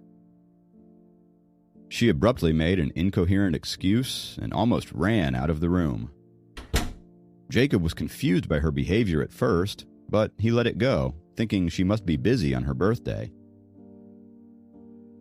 Suddenly, it occurred to him that he had not gotten Sophie a birthday gift. However, it was too late now. He decided to compensate for it later. "Well, Jacob, you look dashing today." When he was thinking about the birthday gift, Helen walked in with Dracon. "Helen, hi. Hello, sir." Jacob greeted them respectfully. He was yet to get on a first-name basis with Dracon, whereas it came pretty naturally to him with Helen. Today, both Helen and Dracon were dressed in formal attire, a gown and a suit. They were a perfect couple with Helen's beauty and elegance and Dracon's handsome looks and majestic presence. "Soph told us that she's looking for you. Where is she?" Helen looked around and asked. "She ran out a moment ago. I guess she went to find Susan," Jacob said. "I suppose Susan came with you." Helen handed him the key to his car. "When Susan came to visit me today, I was about to pick up some elders in the suburbs, so I borrowed your car for it." "No problem." Jacob also took out the key to the Ferrari. "If you like, you can keep the car. I'm planning to get a new car since the Ferrari is quite picky with road conditions, but our garage can only park 2 cars," Helen said, as she raised a hand to push the key back to Jacob. "No, I can't accept it." Jacob was determined. "Then I'll lend it to you. If you still refuse it, I'll have to sell it for even less than half the actual price," Helen continued. "It is quite a waste to sell an almost brand new car that is worth millions for less." Jacob thought for a moment and decided to keep the car for Helen temporarily, since the garage in his home by the sea was quite big. "Okay, I'll keep it for you until you find a good buyer," Jacob said. "Good." Helen smiled and was pleased. She planned to buy an SUV which offered her a better view of the road, but she didn't know what to do with the Ferrari. She liked the car a lot and was reluctant to sell it, but the car would gradually lose value if she left it unused. Giving it to Jacob as a gift was the perfect solution for her. Dracon had no objection to Helen's decision. He didn't care about the Ferrari. For him, Jacob's breakthrough to the first level was something worthy of celebration. He was delighted with Jacob's diligent cultivation, and he now had high hopes for his future progress, since he was told that Jacob had reached first level without the aid of the 2 elixir pills he had sent. He had regarded Jacob as a hardworking and kind young man, but he didn't hold high hopes for his cultivation achievements. After all, even if Jacob didn't cultivate hard, the North Atlantic had enough elixirs to elevate him to 3rd level. Now, seeing that Jacob was not without talent in cultivation, and his endurance was far greater than ordinary people, Dracon was more determined to keep him as the future prince consort. The party was about to begin in half an hour, so Helen took Jacob to the grand banquet hall on the 3rd floor. Sophie's birthday party this year was a significant event, and even the other oceans, which had few dealings with the North Atlantic, had each sent representative groups of people led by high-ranking officials equivalent to General Arthur in the North Atlantic Dragon Palace. The party was about to begin soon, but the people of the South Atlantic Dragon Palace had not arrived yet.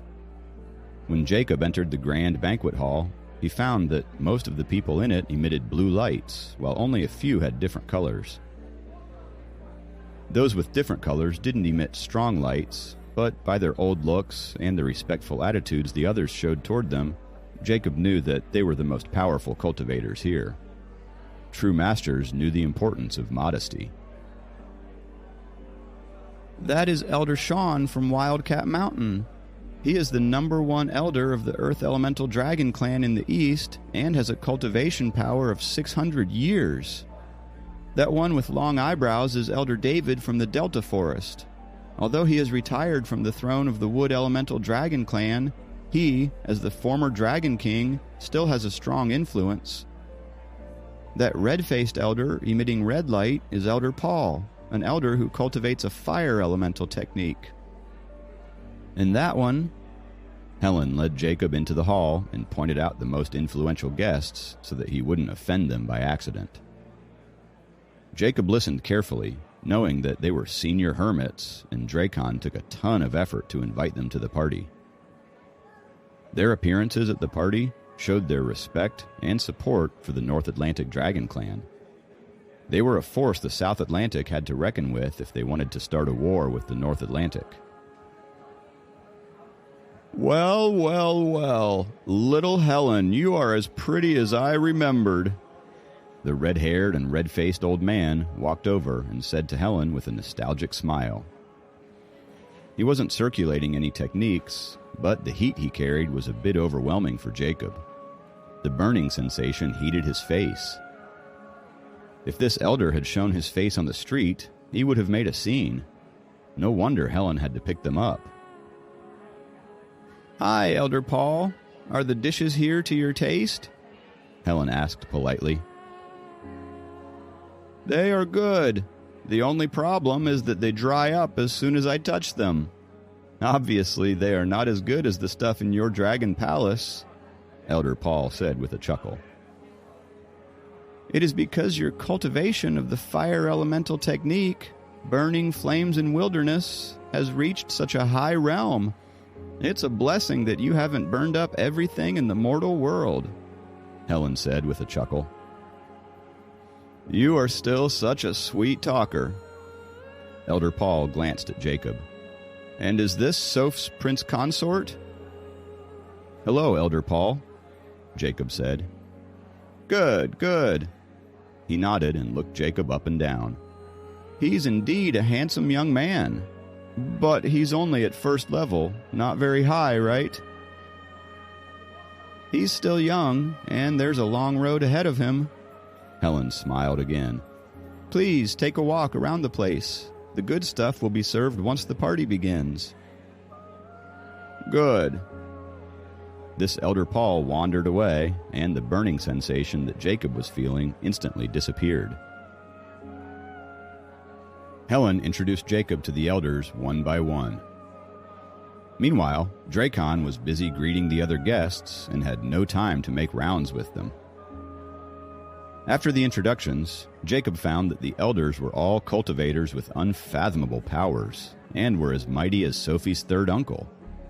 He thought, due to their old ages and peaceful minds, they probably don't care about the title of #1 cultivator, and that is why the title went to Kenneth, who had only been in the cultivation world for 200 years.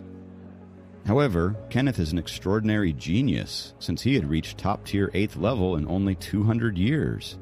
Of course, Susan is an even rarer genius, since she had reached mid-tier 8th level in only 20-something years. After meeting the elders, Helen was about to give Jacob a break when a clear voice greeted her. "Ms. Helen." Helen turned and saw Tom standing before her with a fake smile. "Hi, Mr. Lester. What can I do for you?" Helen asked him, looking dignified in her formal dress. "One can indeed merge with the Dragon Corps and become a member of the Dragon Tribe after reaching first level." Tom's eyes glinted. "However, as an inspector, I suspect that Jacob only reached the realm temporarily by taking elixirs." "What do you want?" Jacob took one step forward and asked. "I'll do a little test." Tom locked his eyes with Jacob.